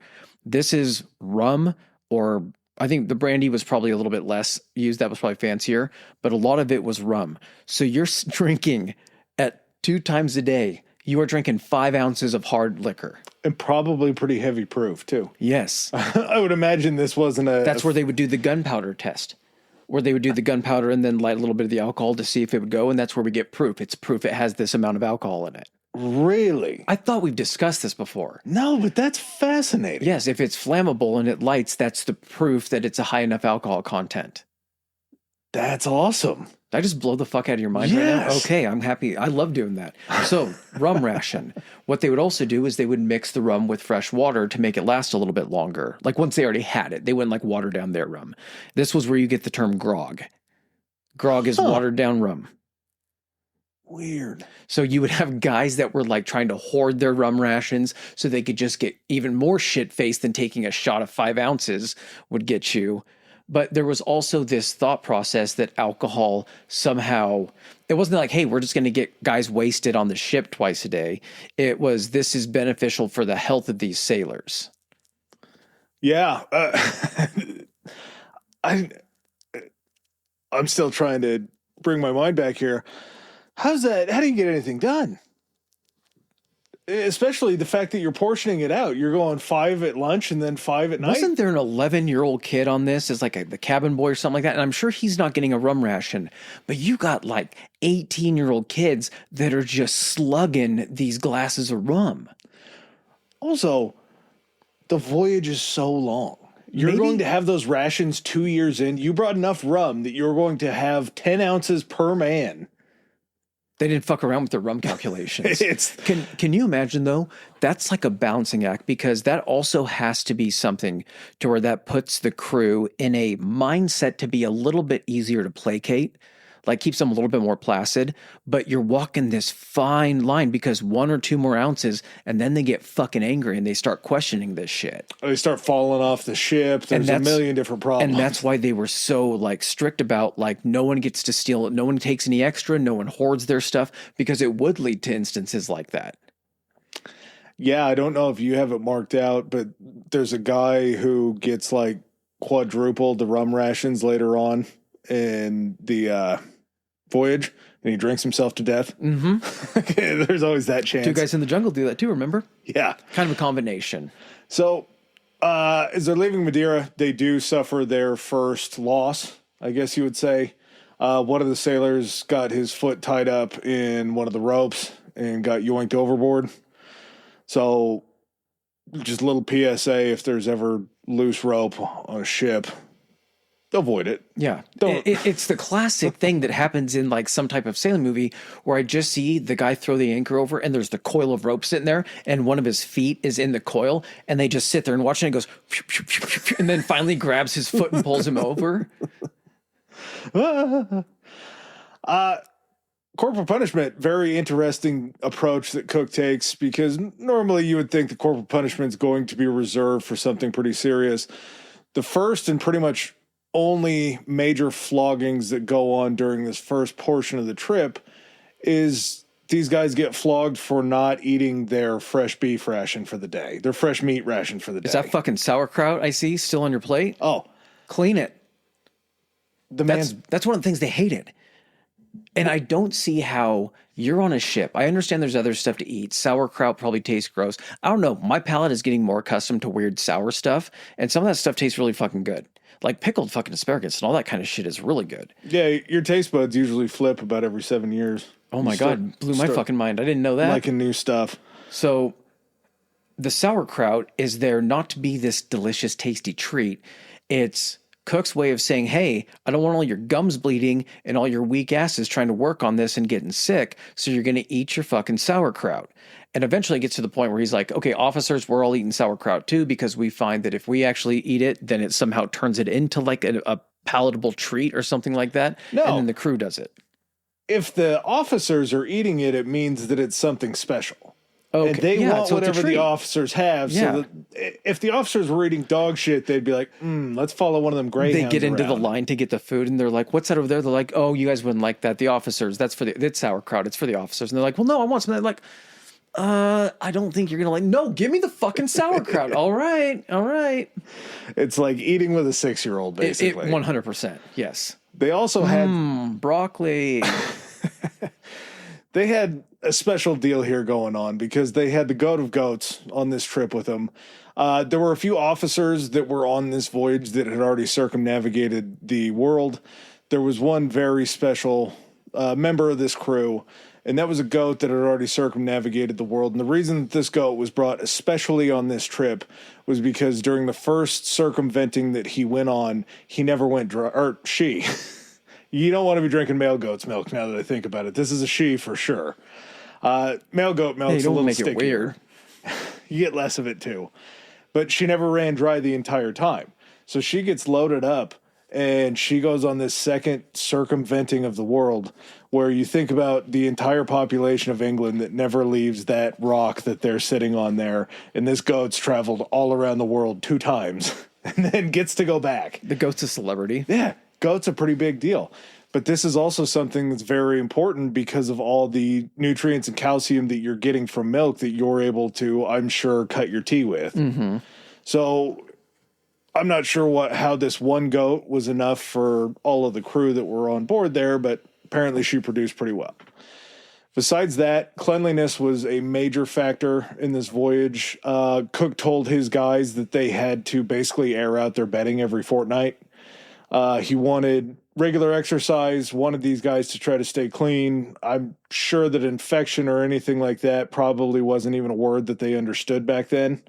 Maybe a little bit with the war and wounds and stuff like that. It was someone that they had never, like a way of going about running a ship that they had never experienced before. Scurvy was I think they run into this when they get to Batavia at some point, where someone tells them, hey, like we usually factor in about half the crew is going to die of various diseases or scurvy. And that's just like the cost of doing business. Like we know that. His thing was, and this is what's crazy, is nobody under like on his like long-term voyage and everything like that ever got or ever died of scurvy. Other things, yes, scurvy. Other things, but hey, you can't fight other things with just sauerkraut, man. True. Can't fight malaria with sauerkraut. He also leaves with this note that I feel like was something of the time that actually shocked me pretty deeply. So the president of the Royal Society, Lord Morton, wrote this note to Cook, and this is basically just Lord Morton talking about how he would like the Aboriginal people treated, which is interesting that he wrote this note, and I feel like it came up later because they're just going to Tahiti for this charting of Venus, basically, at this point. That's the current order that he has right now. There's going to become a situation when they're done with Tahiti that he's going to bust open. I want to say it's like Red October style, where it's a little thing that he has to break open. It's sealed, and then he sees what the new mission is. This is the Indianapolis. Mm-hmm. This is them dropping off the nuke and then heading over. So this note says, to exercise the utmost patience and forbearance with respect to the natives of several lands where the ship may touch, to check the petulance of the sailors and restrain the wanton use of firearms. To have it still in the view that shedding the blood of those people is a crime of the highest nature. They are human creatures, the work of the same omnipotent author, equally under his care with the most polished European, perhaps being less offensive, more entitled to his favor. They are the natural, and in the strictest sense of the word, the legal process or the legal possessors of the several regions they inhabit. No European nation has a right to occupy any part of their country or settle among them without their voluntary consent. That was the weird rule that I don't know how closely it got followed, but it had to be a situation where it was just like, hey, is it cool we're here? And they had to be like, yeah, definitely. Yeah. Conquest over such people can give no just title because they could never be the aggressors. So there was no honor in it because you would always be the dishonorable one. Yeah, that's pretty deep for these guys of this exploration era to have somebody from the Royal Society say. 1760s? Yeah, that's pretty progressive. I was pretty surprised and pretty happy. Of course, they don't follow it. It's good to have on paper, I guess. Yeah. No, like totally, like as the Royal Society, we asked them not to do that. So their next stop, as we talked about earlier, Rio de Janeiro in Brazil. They get there and their boat is promptly impounded. Their boat's promptly impounded because it's a collier that was dressed up as an HMS ship that doesn't look anything like a ship. and they believe that they're all spies. They believe that they're spies that are coming down to look at the Kingdom of Portugal. This is how, like, just tenuous stuff in Europe is. They have, Spain and Britain have gotten into some stuff previously. So when they come down, it's kind of like, hey, did something happen from the time that we left England and Spain? And like, we're fighting now. There was always that question if something was going to happen there. And so probably not getting a ton of information. All of a sudden, this British ship that's kind of disguised as something else, like a not normal British naval ship, ends up showing up. And they're like, so what are you guys doing here? And they're like, we're here for science. And they're like, weird. Okay, well, come with us a little bit.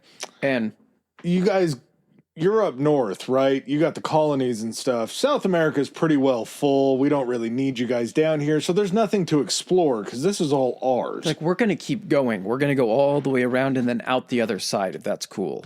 They end up being allowed to leave, but it is noted that I think Cook made like some type of notation that he's like, just by the way, in case anyone was wondering, we could totally take this bay where Rio de Janeiro is with like 6 ships of the line. Yeah, so in the interest of science, if you guys want to mark this bay down, we could definitely take this. Scientifically speaking, we could take this. And I think that's 1760. Are we 1769 now, right? Because they left, because they end up leaving. They get to Rio November 15th of 1768. They leave, 2 weeks, almost 3 weeks later, December 2nd. And then the ship rounds Cape Horn and heads west to Tahiti. After they hit Cape Horn, they end up pulling up onto, Oh, I didn't write it down. Is it an island? Yes. It's got a sweet name. Oh my God. How did I not do this? Because this is where the servants meet their end. Oh, yeah. This is just another example of Madeira. They come inside of an island. Banks starts getting like, he lets them on. Tierra del Fuego. Okay, that's right. It's Tierra del Fuego is the one that when you're going through like the Strait of Magellan, right? It's the one that's on the southern side. Yes. They don't take the Strait of Magellan on this because it's been known to be kind of tricky to navigate through it. And they end up going south all the way around Cape Horn, right? Mm-hmm. And as they're doing that, because that island is right there, that's where Tierra del Fuego is. Banks wants to go on. He takes his servants on there and a few other guys. They end up getting stranded in a snowstorm. It starts snowing on them. Yep. And basically, they're not equipped for this. They can't get back to the ship in time because these ships will anchor off like a mile or 2 miles offshore. And you're having to get rowed in, and it's pretty involved to do this. They don't get out of the jungle. The 2 servants, the 2 black dudes, end up dying, right? Mm-hmm. Dying of exposure. And then I guess the rest of his party end up living and then finding their way back to the ship. Probably because they had the 2 servants' clothes on too. Yes. Which it's so interesting to think that they left a cold, rainy place. They went through some of the hottest water that they were ever going to run into. Mm-hmm. And then they get down into the Antarctic area where it just gets cold as shit again and you can die from a snowstorm. Yeah. Like they're just basically bouncing in and out of the hottest and coldest places that you can think of. And they're not really prepared for cold. You would have to bring all that extra clothing too. You would, but that's the thing is they're not banking on this great southern land being a cold weather place. Yeah. At least not at first. No, not at all. Yeah, you're right.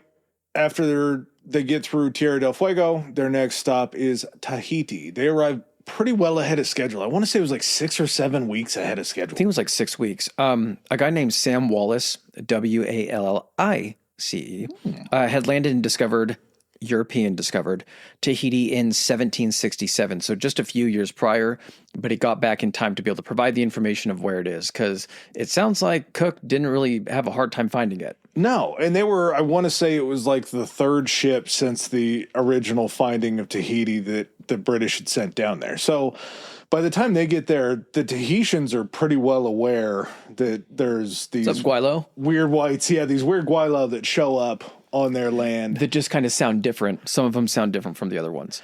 Yeah, but once you hit Tahiti, you just see this nose shoot out of the captain's quarters, and it's Samuel Banks' nose as he smells the Tahitian women out there. He's got a real predilection. He's a young April virile 13th man. is the day Joseph Banks found out a lot about himself. So April 13th, 1769 marks the arrival in Tahiti. Few things down for the mission. What Cook is going to be focused on: prepare for the transit of Venus that's going to occur on June 3rd. Build the observatory. Basically the observatory, and then a fort as well, because they're going to be staying there, like you said, like 5 to 6 weeks. Establish relations with the natives so they're on friendly terms and it's not a hostile environment while they're waiting. And allow Joseph Banks to basically just do his science shit. Cook had a few hard and fast rules when it comes to establish these relationships, and they were kind of the ground rules for trading. They were the hard and fast rules for being hard and wanting to be fast.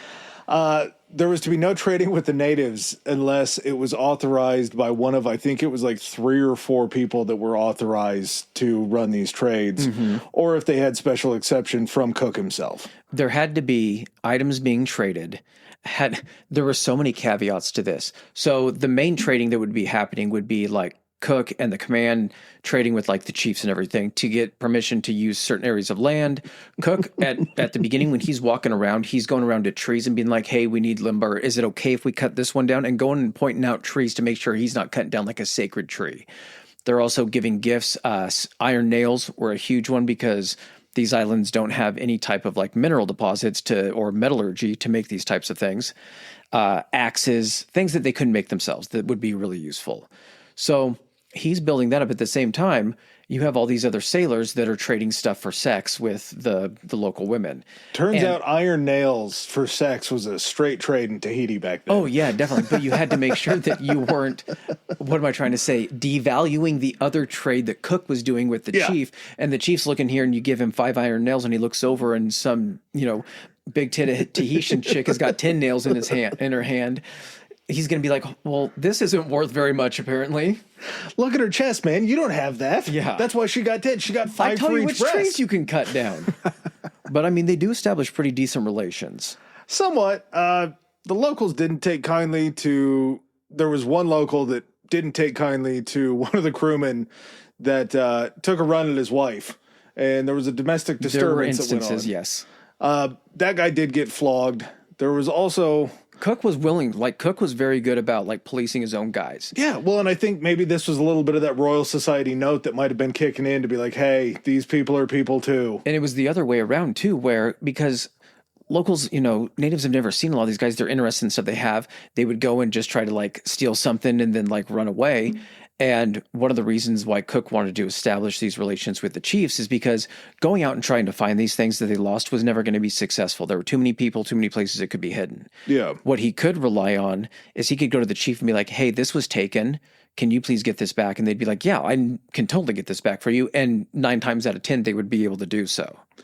And on that 10th time when they weren't able to do so, they would take the chief hostage and hold him hostage until the people that stole the things would come forward. And then trade they would it back usually to the still chief. come forward. But you also had the chiefs trying to police their people, and then Cook was able to go ahead and also police his people when they weren't acting right according to his guidelines. They would be punished for it. Yeah. I'm not trying to say that in a super benevolent way. I'm just saying at least there is some accountability on their side as well, that they're not just able to do whatever the fuck they want. And then it seemed like Cook had like a 1 shooting per meeting rule. Shortly after 1 desk pop per meeting. Pretty much, yeah. So shortly after they get there, there's one of the Tahitians ends up sneaking into camp and steals a musket, and he ends up getting shot. Gets shot, gets killed. It didn't happen often. I don't really want to shine a light and say that that's a good thing, because they definitely did kill some Tahitians. Mm-hmm. They definitely will kill some Maori and some Aboriginal people. But at the same time, it was kind of like, okay, everybody gets 1 per meeting. If something goes funny, you're allowed to shoot 1 of them. If you shoot 2 of them, I'm going to shoot you. But if you shoot 1 of them... They had to assign the guy. He's like, is it whose turn? It's Simon's turn? Yep. Simon, you're the shooting guy.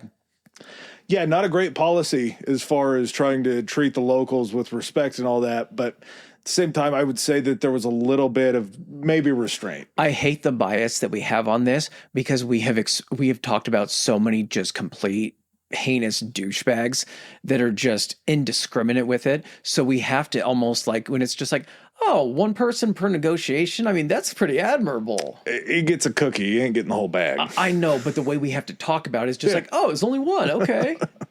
Somehow one is still good in this chart. Yes.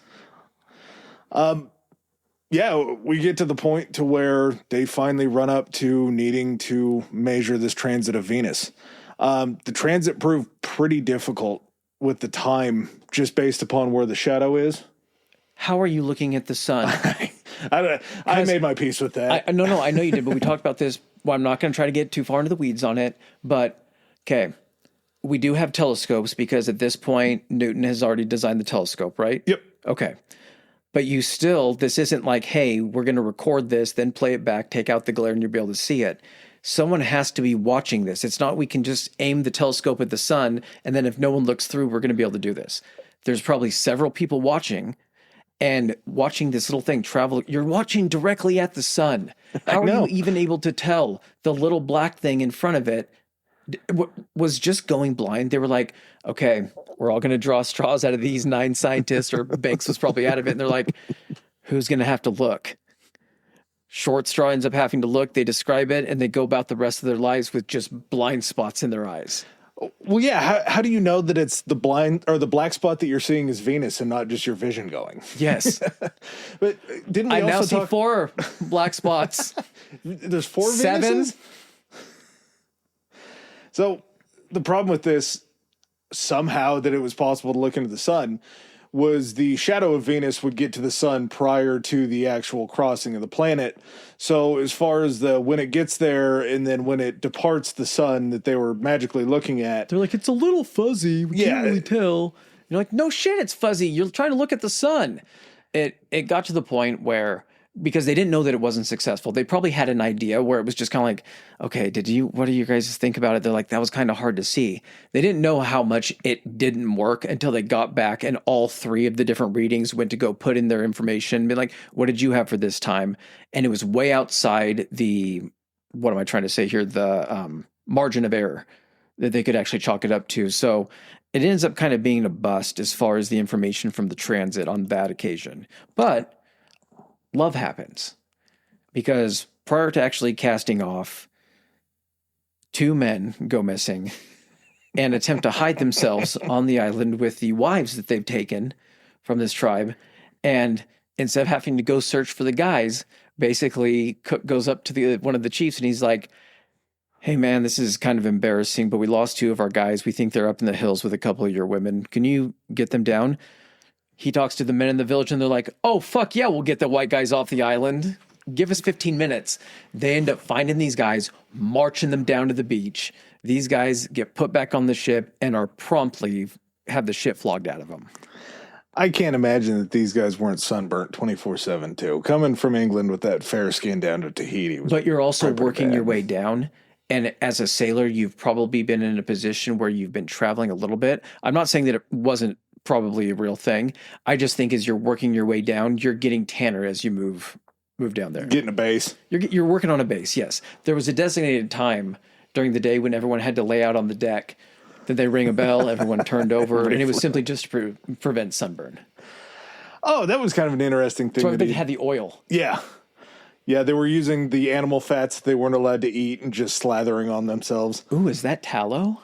They did say part of the diet was, and the sailors were pretty pissed off about this, they weren't allowed to take the ends of the bread that they were given and dip them into the pots that had the animal fats in them, because they thought, or there was a belief that the fats would actually clog your mineral absorption. Mm-hmm. So they weren't allowed to do that. And that was kind of like a favorite pastime, which I'm sure was probably a pretty hearty thing to be dipping bread in fat and eating. Do we want to talk about the Earl of Sandwich?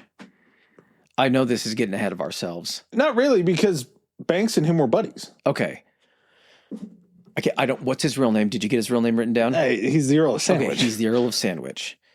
This guy, there's a reason it's called a sandwich, because purportedly this guy one night, and he's, high up he's an Earl. So he got a craving one night, came down and took a piece of like pork or some type of meat, put it between 2 pieces of bread, And voila, the sandwich was born. Also say that he liked to play cards, and during his long stretches of playing, he would actually have these sandwiches brought out so he wouldn't get his hands all dirty and he could just eat them as he was playing. Such bullshit. Like he's the first person don't to think of ruin that. this for me. Their mission's done. They've ham-handedly marked this transit of Venus, and now it's time for the red envelope. Okay, we're going to break it open. Drum roll, all that kind of stuff. Cook opens the sealed orders. What does it say? Find Terra Australis. Yeah, he's going to find this massive southern continent that's supposed to counterweight the northern hemisphere. In order to do that, he kind of gets a hand because there's this local Tahitian mariner named Tupia that offers to go with them. And this might be the most fascinating thing that I learned about this. I had a pretty good idea of it, I think, talking about the history of Australia when we did that. But the Polynesians were the greatest mariners there were. Oh, yeah. They traveled to all of these places and all these different oceans. And Tupia is going to become pretty important because he's able to understand that most of these languages that are going to be spoken on these islands are Polynesian root in origin. It's something that's going to, especially it kicks in, I think when he realizes the most is when they make it, because he's traveling around to these islands and he's kind of at this point, he's going to be island hopping a little bit. They're going to go through these things called the Society Islands. It's like Tahiti, Bora Bora. There's a couple other ones that are kind of within that same area. He's just kind of hopping between those on his way to go try to find this southern land. When he gets to, during the third voyage, when he gets to Hawaii, and there's that distance between the areas where he was at the Society Islands and up to Hawaii. And when he gets there, Tupia is the one. Is it Tupia or is that the different interpreter? Oma. Oh my. Omai. But Omai still speaks Polynesian, is still from somewhere within that Society Island area and is able to communicate because of the shared certain linguistics of the Polynesian people. Cook's going to be like, holy shit. Like we sailed thousands of miles and a common people, common enough to still have the rooted language to be able to understand each other, have populated this entire swath of the Pacific. It's nuts. Yeah. It makes me jacked up to do like a Polynesian people's episode. It's going to be so big. It's going to be awesome, but it's going to be so big. That's what I'm starting to kind of realize. Yeah. The reach that they had. There was I think it was a podcast that I was listening to where the guy, he was some sort of expert and he pitched the idea that it wouldn't have been out of the realm of possibility for the Polynesians to show up in England. At some point. That was just how far they could sail. Yeah. And Tupia is the one that's kind of leading them towards all of these islands because as a former mariner, this guy had been to all of these different places in this area. So it wasn't like Cook was going, due south 40 degrees. We're going to steam that way for 3 days and see if we hit something. Tupia is kind of guiding him by the star navigation that he was never taught. It was just something that he had to learn on his own to get to places. Passed down during his people like this is the direction, this is what you aim for at this time of year or whatever. So they set sail for Terra Australis July 13th. They're claiming these other local islands, which again, the Royal Society said, hey, you probably shouldn't be doing that. Tupi's directing but I'm going to call them them the Society Islands. Yeah. How about that? We'll name them after you. You don't want us to take claim, but if we name them after you, you have to take them, right? We now know them as like French Polynesia, right? Yep. Okay. The Endeavour reaches a latitude of 40 degrees after 2,000 nautical miles and finding nothing. They are down in an area where this Terra Australis should be, and they are not finding anything. But the same gentleman that discovered Van Diemen's Land or found Van Diemen's Land after it was already inhabited and found New Holland after it was already inhabited had charted New Zealand as well. Mm-hmm. So they start to head west to see if they can hit New Zealand. Which is nuts to me. We're looking at an image right now of his first voyage. So once they get around the Cape of Good Hope and South America, Cape. I always mix those two up. Cape Horn. I think I said Cape of Good Hope even earlier in the episode. Cape Horn, sorry. Wait, are we sure? Yes. Okay, Cape Horn, yes. As they go around Cape Horn, they don't just go straight west. They actually kind of go northwest before even going more northwest. And then as they kind of figure, hey, it's probably getting a little warmer here, we need to be heading a little bit more south, they kind of start working their way south again, and they end up finding their way to New Zealand. My point being on that, New Zealand had been charted to a degree, at least they knew that it was there, but they hadn't really charted or done anything on the east coast of Australia. No. And that to me is kind of weird because you're going further east to get to New Zealand. You just have to then go back the other direction and start heading north. But again, that's probably an insanely huge undertaking for long sea voyages like this. So it sounds much easier to just say, hey, that could have been simple. Well, and if you look at the route, and I'm sure we'll post these,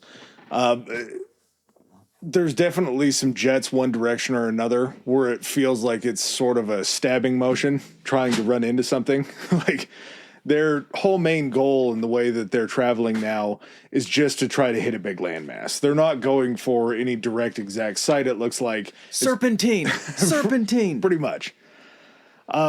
They end up reaching New Zealand October 6th, 1769. They become the second group of Europeans to ever reach New Zealand. They land in a place called Poverty Bay. And the next day, they have some very rough encounters with the Maori. But this is where we get the first documented sighting of the haka. Mm-hmm. This is where you get the Maori people coming out to try to scare away the Europeans that had shown up. It should have scared the fucking shit out of them. Yeah. And they did have some cannons on the ship. I want to say they had 6 cannons, like 6-pound cannons, and they had a few swivel guns that were like 1-pounders or something that they could mount onto some of these smaller boats that they had with them, but for use in defending the ship. Well, didn't they keep the cannons down in the hold so it didn't counterweight the top part of the ship? Yeah, they kept it bottom heavy so it would make it more stable, but they could bring them up because they were small enough to move. Yeah. So maybe a strike on Cook's record here. In his journal, he said that these first rough encounters, there were shootings of 4 or 5 locals. He didn't even take enough time to count the exact number of locals that were shot. So it was October 6th when they got to New Zealand, right? Yes. So the initial interactions with the Maori, the first one was killed. Second interaction, 1 killed, 3 wounded. Next interaction, 4 killed. So it's not good. It's not great from the start. Oh, they also did leave with a fair amount of gonorrhea from Tahiti as well. Oh, yeah. Which, hilariously, in Cook's journals, he doesn't chalk it up to the Tahitians or the Englishmen. He chalked it up to a Spanish boat that he blames it on the Spanish. traveled there before. You sons of bitches. And it turns out it wasn't even an STD, was it? It was something else. Yeah, I don't think it was full-blown gonorrhea, but that's what they knew what the word was, and it was close, and it was gonorrhea adjacent or something that caused the same symptoms. But I don't think it was from the locals actually. 15th, it's more native shot, but after that, the following encounters get a little bit better. They end up pulling into Anara Bay and Talaga Bay, more peaceful. And it was more peaceful because Tupia was basically their interpreter. Mm-hmm. They traveled this 2,000 plus nautical miles that we were talking about, and then up to New Zealand, and this Polynesian root language was just close enough to where he could interpret. He also drew some pictures that are pretty funny to look at. Yeah. It's like a Maori person handing them like a langoustine or a lobster or something like that, mm-hmm. and then the white man giving them something back. Turns out that the first thing that they traded with the Maori were the fabrics that they had gotten from Tahiti. Yeah. So it wasn't even anything English that they were giving them. Yeah, it's a Tahitian blend.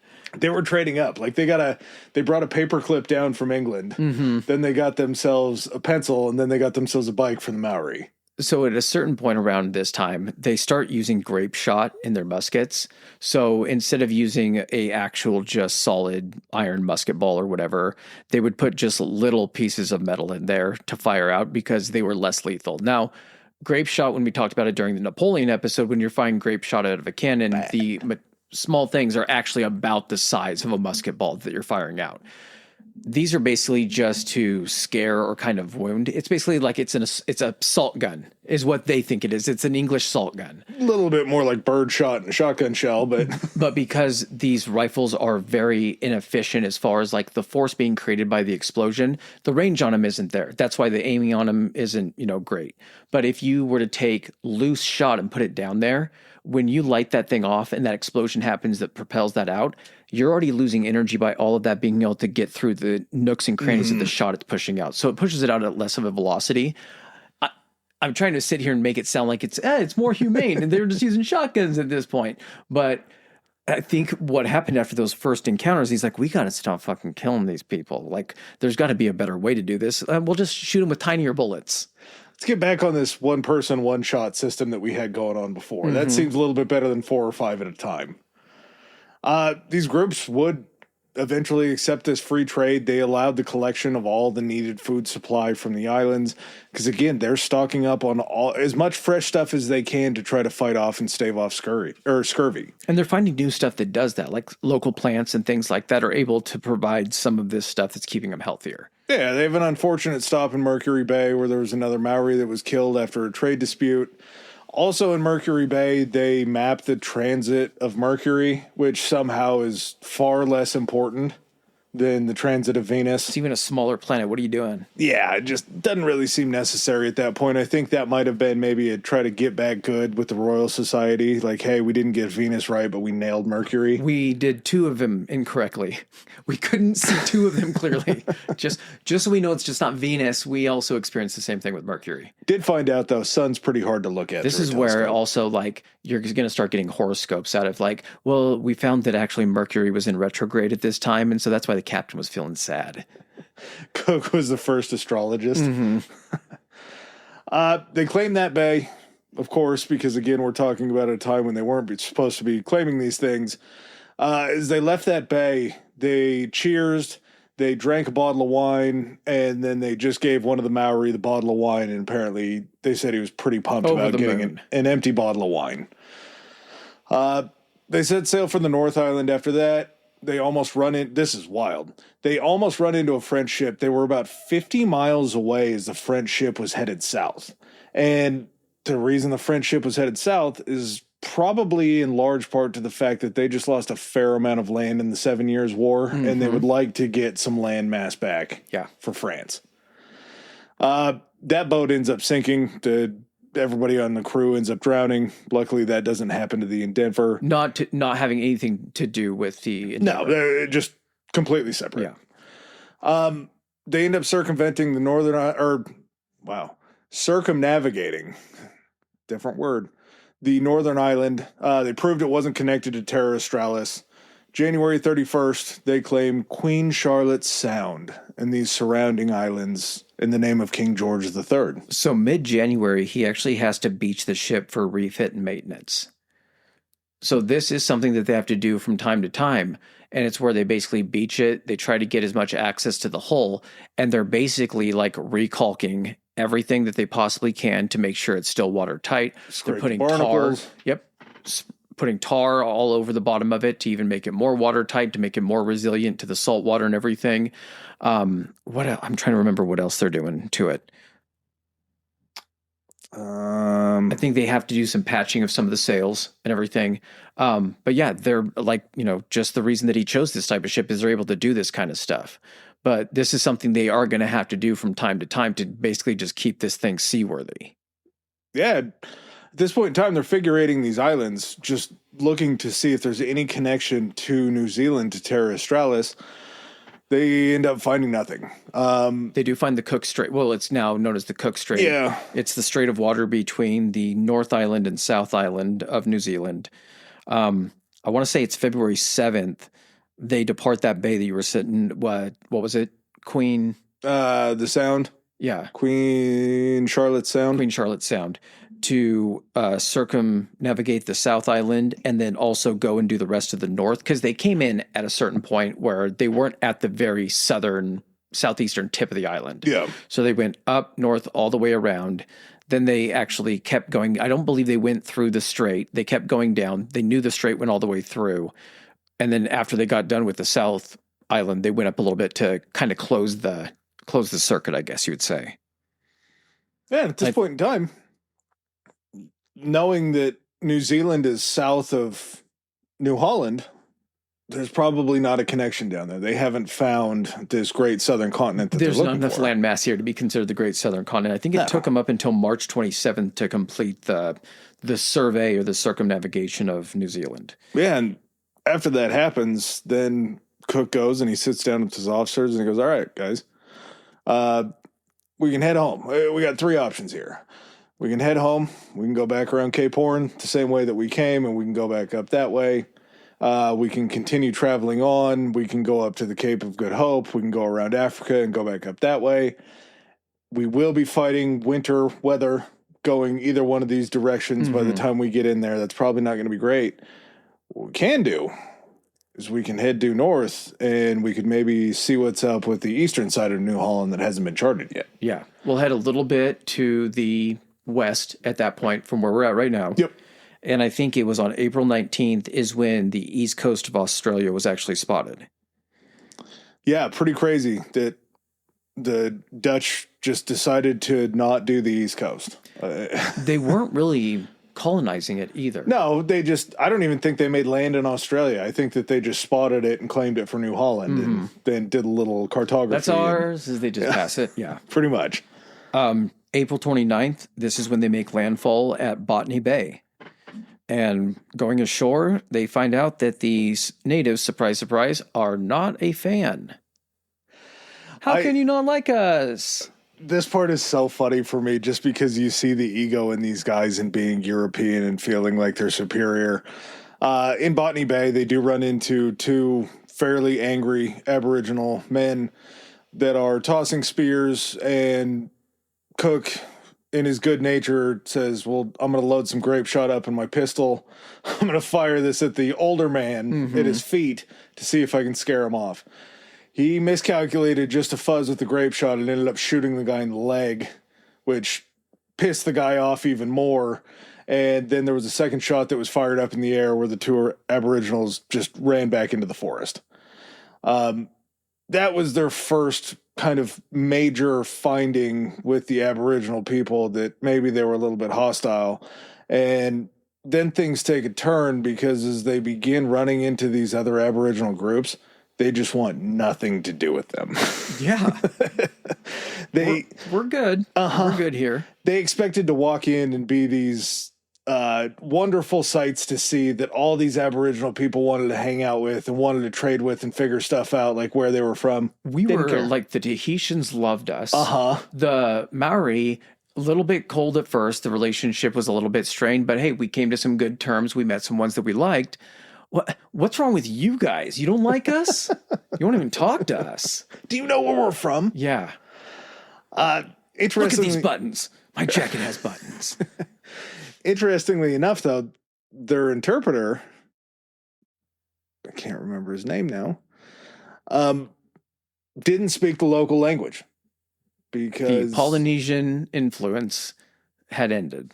Well, and I'm assuming because from the Australia episode, we kind of found out that they came south from Indonesia. Yeah.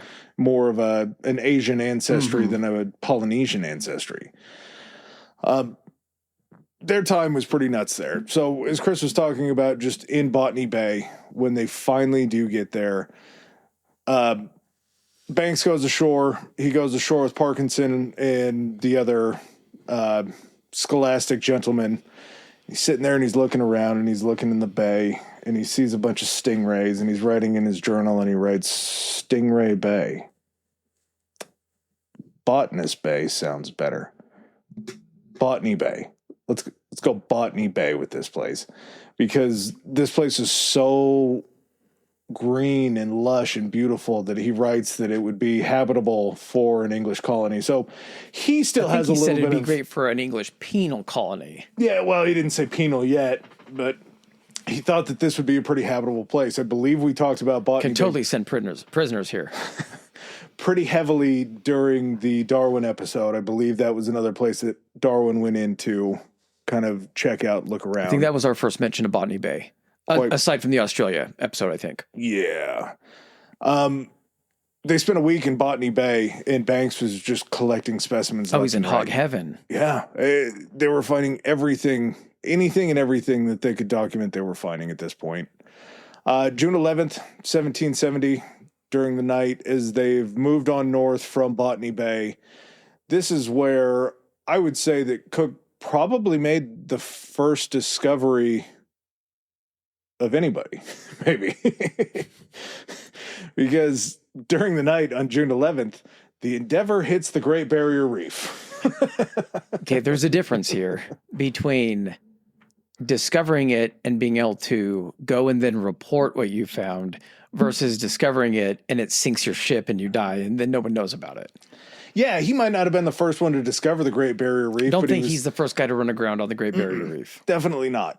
And this is that shallow-hulled ship that we're talking about. As they're going on through the night, Cook has basically stayed up and he's watching the area. He's watching along the coast. They're trying to chart these rocks.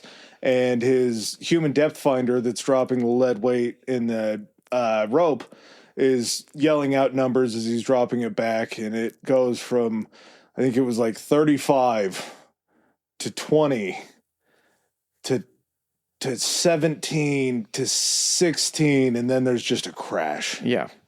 Because the Great Barrier Reef, it extends a great distance out from the Australian coast. That's where you have all of like the coral and all that kind of stuff. And this is normally where these guys are used to kind of sailing. It's like, oh, this is land.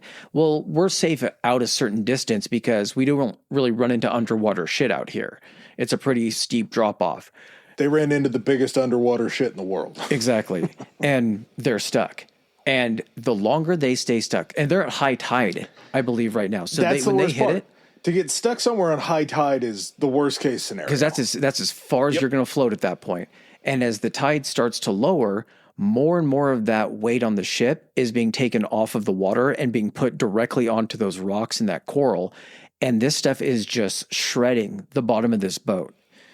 And so Cook is like, okay, we need to lighten the shit out of this so next high tide, it'll actually float us off this. So he has them unload all of the cannons. And the amount of stuff that they had, dumped off and everything, I heard that first. And so I was like, how are they dumping off this amount of supplies and having anything left? 40 to 60 tons? 40 to 60 tons of stuff that they were able to lighten the load on this boat. But looking back on what they actually had here, that they were probably just dumping out some of their bread, also some of their wine, maybe some of the, beef or something like that. But as they're unloading this stuff, you just hear sploosh. And as they're doing this, they're also taking the lifeboats out, or not the lifeboats, but like the smaller skiffs and everything. Yep. And they have ropes and they're trying to pull this thing. They're also trying to plant an anchor like out further to where they can then try to pull the anchor and pull themselves toward it. Yeah, they had these just rudimentary winches on board to try. They were just hand driven. So by the time high tide comes around the next time, they are able to get the boat to float. I'm sure it sounds really horrible as it continues to scrape along it until they're able to get out into deeper water. 23 hours they were stuck on the Great Barrier Reef because they were waiting for high tide again.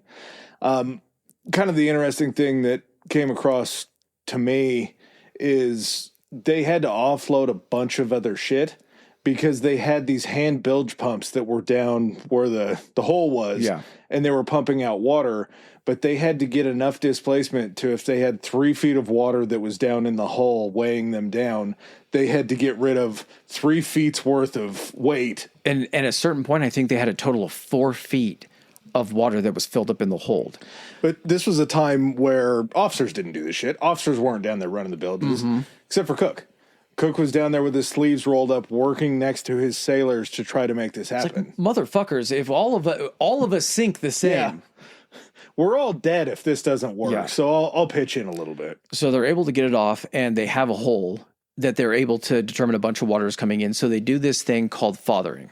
Sweet. And what they do is basically they take one of the sails, and a couple of guys swim down and swim under the boat and drag this thing, and then bring the ropes up on each side of the boat. You're basically putting on a surgical mask is the way that it was described, and it makes perfect sense. A surgical mask that's covered in pitch and tar and water. Correct. And you would get it. What happens is you would get it, and on the inside of the boat, because it would be slowing down the amount of water, you'd be sealing that hole. And they had a way of sealing stuff where they would have ropes that were soaked in like pitch and tar that they would then coil into holes.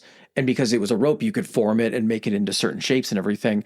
They were able to get this thing patched up enough that they got back to a section of Australia and ended up beaching the ship. Mouth of a river. Yep. Mouth They of a river. became the Endeavour River. Yep. So they also got lucky as shit too, because there was a giant chunk of coral that got stuck in the holes. Yes, on one of the sections that actually plugged it up as well. There was already they used nature's cork basically to limp it in there. So June 16th is when Cook is able to get the ship to a beachable spot. And because they're only able to get a certain portion or amount of the ship up on the beach, you can't get it completely out of the water, because then at no point are you going to get it back in the water. Yeah. So you have a section of it that's out of the water. They can access that, and they do as many repairs as they can. It takes 7 weeks for them to enact these repairs, enough to where they're like, okay, we have maybe an idea where we're at. We got to try to get to someplace where we can make more extensive repairs, a dock or something like that. But this is as good as it's going to get for us to be able to get there. There's also this weird mission I think that you would have to have too, because I believe, shooting from the hip on this one too, I think they said it was like 80% of the boat was made of oak. There were 3 different types of wood. Very hard wood though. And different things were made out of different wood. Like the deck was made out of a certain type of wood because it could be lighter, but you didn't need it to be strong because it wasn't structurally holding the water getting damaged. The masts were made out of a certain type. I believe that had something to do with the fact that those masts are all one piece.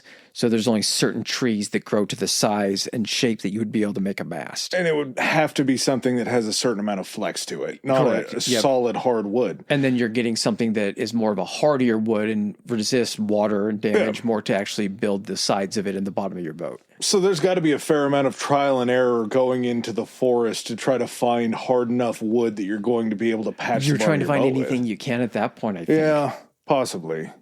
And then you're having to actually like shave it and plane it down and get it into planks and stuff that you're able to use, which is even nuts that, you have carpenters on the ship that are doing this stuff. You have the ability to do that. It's just wild. Upon leaving, they were fairly peaceful with the locals the entire time. It was mostly peaceful. Nothing went wrong. That was until they were getting ready to leave, and there was an overabundance of green sea turtles that the people of the area, the Aboriginal people, thought of as sacred, and they were just pulling these boys out of the water by the flipper and throwing them on the boat to go eat. Mm-hmm. So as they were leaving, the Aboriginal people were pretty excited to see them go. There were some gunshots that were fired at that point in time too, to try to keep the Aboriginals from going onto the boat. Quit fucking with the turtles. Yeah. Sea turtle fucking season. And so much of this too is because there's that language barrier that's popped up to where, I mean, what are you going to do? Just be like, oh, these guys are your gods. You're miming eating, stop. Yeah. Yeah, Tupia is not any help at this point in time. He's like, I don't know. I think they're mad about the turtles, maybe. You guys want to stop eating the fucking turtles? They seem pretty upset about it. They're so good, though. So after leaving Australia, they're able... No, not yet. Okay. Because after they patch it, they get the first sighting of a kangaroo. Oh, is that when they sight it? This is the first time that Banks writes about seeing a kangaroo, and it's like the first European knowledge of these things. And the word kangaroo is just the pronunciation of like what Banks' pronunciation of it is, but the name itself is like kangaroo or something like that. How do you describe that the first time you're writing it down? I think he said that it had the agility of a hare, but looked like a deer.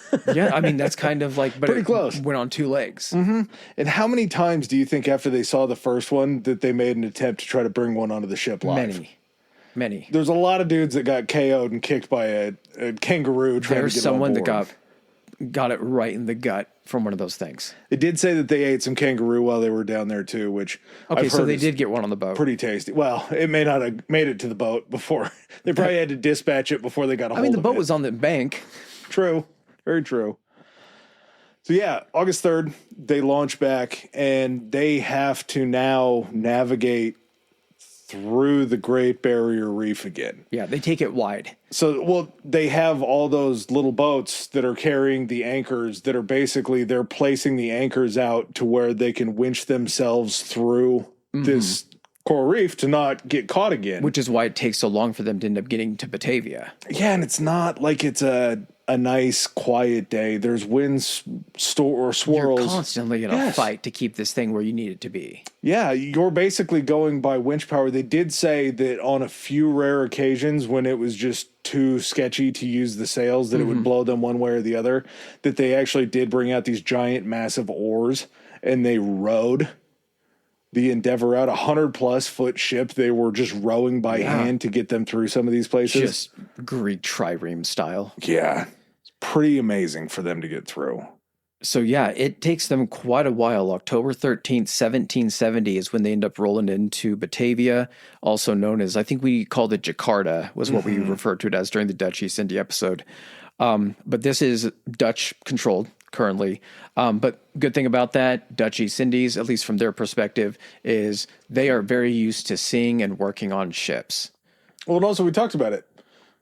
It ain't Dutch. It's a company that owns this area. So this isn't this isn't England versus the Netherlands. This is England meeting up with a company to where they're not going to probably run into any political issues. Oh, you have money? That's all you need to have. Exactly, yeah. Yeah. So it is in Batavia for 2.5 months for repairs.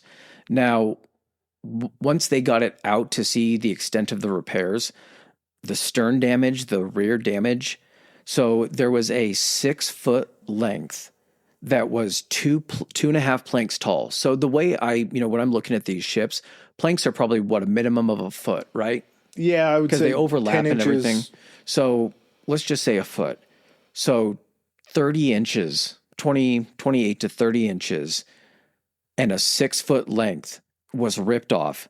And the only thing holding it watertight, and I don't know how they planed something this thin, was an 8-inch thick piece of wood that they had there that wasn't placed there by them to repair. They didn't know about the hole, even from the inside of the ship. That was there. And then on the outside of that, where they couldn't see, was this huge missing chunk.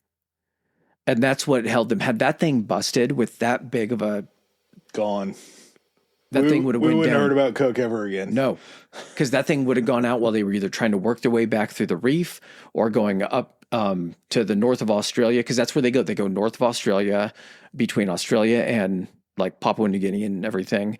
And then as they're moving in, I want to say Jakarta is somewhere in...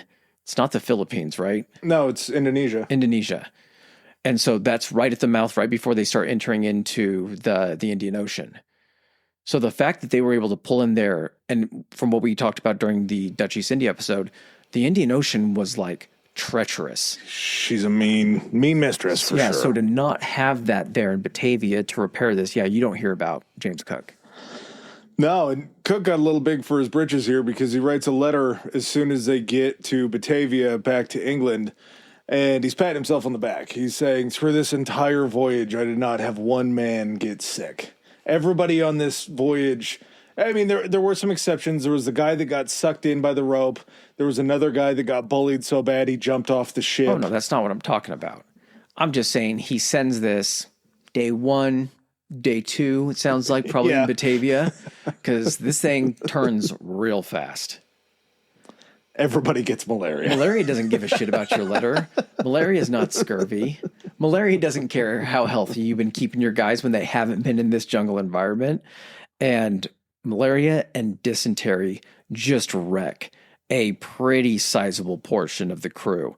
7 people die in Batavia alone. And it's bad enough that because they're going to have to take these guys with them to get them back, regardless if, and malaria is one of those things, doesn't it flare up, it springs up. You have it once and then you can catch it again, or it can be even more deadly. You have symptoms that I think you build up a natural immunity to it, but it also never leaves your body. So it can still cause you to get sick. So you can't get malaria again, but you'll be feeling it just out of nowhere. Just lingering health issues. 23 die on the way back home when they head through the Indian Ocean around Cape Horn. Cape of Good Hope. Oh my God, I'm going to nail this one day. Cape Horn. Good Hope. My God, how am I not getting this? It's a 50-50 chance. You don't want to know why this is so hard for me? I can't think of an animal. This is going to sound so stupid. I can't think of an animal in South America that has horns. I think of Cape Horn because Africa itself has that little horn thing. Yeah. It also has rhinos, which have horns. Well, I believe think there's also something called the Horn of Africa. yes, there's a section that's called the it Horn is. You of can see it up Africa. on the map on the far left of it, up there, kind of by the Middle East. Uh-huh. Okay, it's the opposite. The Cape of Good Hope is in Africa. Cape Horn, where there are no horned animals, is going to be in South America. So they round the Cape of Good Hope is going to be where they end up going. But 2.5 months of being here for repairs, malaria and dysentery, when they leave, they have like 19 guys capable of actually working on the ship.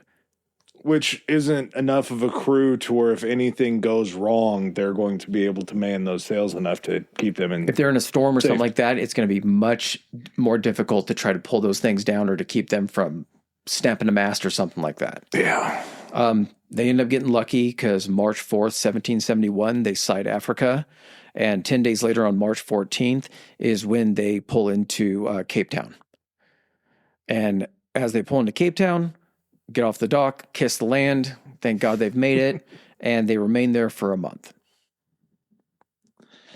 Which I'm sure their crew didn't get any bigger. They still have to load those same guys back up on to try to make it up to England. I'm not sure who was controlling Cape Horn at this point, because again, it changes hands. But unless it's the Brits, yeah, where are you pulling guys from? You're probably, if the Portuguese have it, you're probably not getting them. If the Spanish have it, you're probably not getting any You're of not them. pulling them off a merchant ship. No. Yeah, you may be sponsored like by the Navy or by, Earl of Sandwich, who I guess was actually the Lord of the Admiralty, I think is what he was. At the same time, you're not going up to an English warship and being like, we need 80 of your guys. You're going with what you have. So they stay there. We did miss mentioning that Cook actually got malaria as well. Yep. So did Banks. Banks was able to shake it off by renting an apartment in town and quarantining and trying to feel better. Cook actually stayed in a hotel, and that sweet, sweet room service probably nursed him back to health. So going back to Cape Town, they stay there. April 16th, they decide to leave for England, and they head out to St. Helena Island. We did also forget Tupia does die of dysentery as well. Yes. So that's a bummer that Tupia goes. Also, we forgot to mention, apparently there's this great sea tradition to where if you're out on a ship at sea during Christmas, you just get fucked up. You just get piss-ass drunk. Yeah, it wasn't just Christmas for these guys, though. There were several occasions in which they did this. I forgot what year the Christmas was. Banks writes it in his journal, and we're going to talk about it again during another one, but Banks writes about it in his journal, and he said that everybody on the ship was so drunk that if it wasn't a calm night, they probably would have died because nobody was sober enough. Someone did actually die one of those nights, right? He drank himself to death. That was the guy that I was talking about, where they handed him too many rations, and he just smashed it all at once. But Probably some 130-pound soaking wet guy just slamming shots of rum. 30 ounces of rum. He got 3 days rations, and he just drank it all at once. So St. Helena Island is also the place where they sent Napoleon, I believe, correct? It sounds familiar. But so this is a English-held place. And while they're at St. Helena or kind of around it, they meet up with a British convoy who's being protected by some ship of the line, English warship, and they decide, hey, we don't know what the status of any of the conflicts going on in Europe are right now. We've been away for a little while. We could totally be at war with Spain or France or anything like that. So we're just going to kind of hitch, onto this little train where this warship can protect us, and we'll sail with you guys. Unfortunately, the ship was slow, or slower at least than the merchant ships and the warship, and so they kind of got left behind. I also think that's why on the map, when you're looking at it for their voyage getting back, they take that big-ass loop from Africa and then come back up to England to try to avoid that stuff once that convoy kind of outruns them.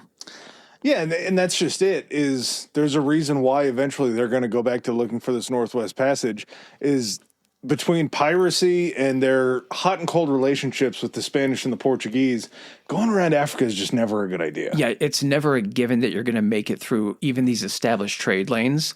It's going to be dependent on like sections. Like, hey, this is safe because you're coming out of England and we control this section.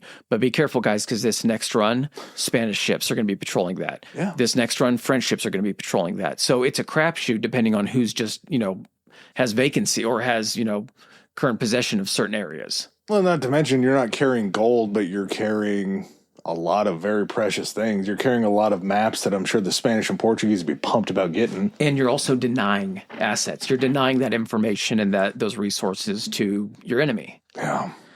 Well, they still do end up making it back, because on July 12th, they make their triumphant return to England. Banks is such an asshole. He is. And before we discuss how much Banks is an asshole, let's take another bathroom break. Okay. All right. Joseph Banks, you son of a bitch. Sly, media hungry. For as much media hunger as you could get in the 1770s. Well, I mean, they're on land now. Listen, Cook ran the show when they were on the open ocean, but now that they're back on land, it's Banksy's time. Mm-hmm. Yeah, it's enough time for Banks to maybe try to rewrite this a little bit, and this wasn't the Cook voyage, this was more the Banks voyage. It wasn't like he was going on morning talk shows or anything like that, but anytime a newspaper wanted to have an interview with Cook, he was basically singing his own praises. Unfortunately, Sidney Parkinson, his artist that he had brought, died on the way back too. He was one of the guys, I believe he actually died in Batavia. All of these beautiful pictures that he had drawn of all of this flora and fauna that he should have gotten a ton of credit for all kind of falls at the feet of Banks, because Banks is the guy that's releasing all this information. I'm sure he mentions Parkinson a time or two, but as far as the credit for all of these findings, Banks is just I'm the only one alive that can take credit for it. Yeah. And not only that, he is making it sound like he led this entire thing. It wasn't just the scientific aspect of it that, all these samples and specimens and whatnot. It is, oh no, as far as everybody is concerned, like I'm also the one that kind of captained and told us where to go and kept us alive and all that shit. Which couldn't be further from the truth. I mean, what in the world did he do on water that could have saved them? Yeah. That could have led them anywhere. He showed up, and I'm sure when they got to Tahiti, he probably had a nail budget that he had to go to Cook to get his allotment for the week to go bang some Tahitians. But beyond collecting specimens... What the fuck, Joe? I just gave you like 10 nails 2 days ago. They did say... I don't know. James, come on, man. I'm having fun. Have you seen them? Have you seen these women, James? I know that you have a wife. I know that she's pregnant every time you leave port. We're all not like you, James. He would go to these dinners with... I'm doing it for science, James. All these women, you think I want to do this? It's for science. You think I enjoy this? I don't. I'm doing this. So give me the goddamn nails. I'll take them out of the boat if I have to. He's going around to all of these dinners with all of these rich elites, and he's basically explaining his findings and talking about just how great of a job that he did. He's describing the kangaroo, and he's having these royalty members, basically. Oh, and the taste! You have not lived until you have had sea turtle. You have had sea turtle while Aboriginal people yell at you. Have you ever eaten sea turtle? Have you ever eaten sea turtle while they were throwing a spear at you? Yeah. Cook uses this time to go home. He goes home. He spends some time with his family. Unfortunately, he finds out that the son that his wife was pregnant with, as he was leaving the last time, had only lived a few months. He had another daughter that had passed away too. I think she was 4. Yeah, so his wife is just sitting at home dealing with these deaths, and then knowing that Cook may or may not come home. He finally comes home. They're happy to rekindle the relationship, and then she has to explain that they lost 2 kids while he was gone on a 3-year voyage. They have 2 older sons, I think, that are still alive. But this is going to play into, before we even discuss the second voyage, and then, yes, there was a third after that. This guy, when they got married, he went off to do the whole charting of Newfoundland and everything like that. Came back, then they figured out this thing to go do Tahiti and the transit and all that. Now he's back. But because of, and this goes, it's a repeated thing throughout any of our Explorer episodes, is that once you come back with positive results and all of this cool stuff, the cost and what you make off of that is, you make much more off of all of that stuff than it takes you to actually fund another expedition. So why don't we fund another expedition? That's already in the works. You guys had such success with this one. Let's roll it back. Let's run it back again. Well, also, you didn't find the second part of your mission. You didn't find Terra Australis. Mm-hmm. So you're going to need to go look for it again.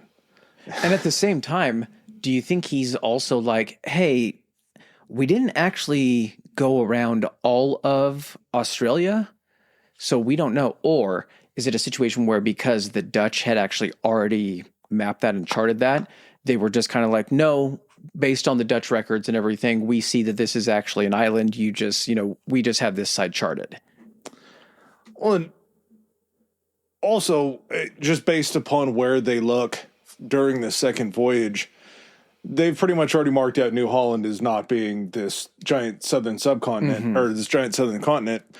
So they're going to basically, their search parameters are going to be between Cape Horn and South America and Australia. You're also probably, they're like, you didn't go far enough south. Where did you find this? Yeah, that's definitely not far enough south to balance the world.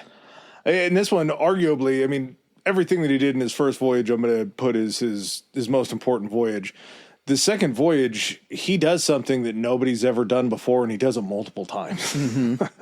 So these kind of concepts start 1772. I mean, just pretty much as soon as they get back and find out that they didn't find Terra Australis, the first conception of Cook's second voyage kind of starts to take shape. He gets promoted to commander. Yep.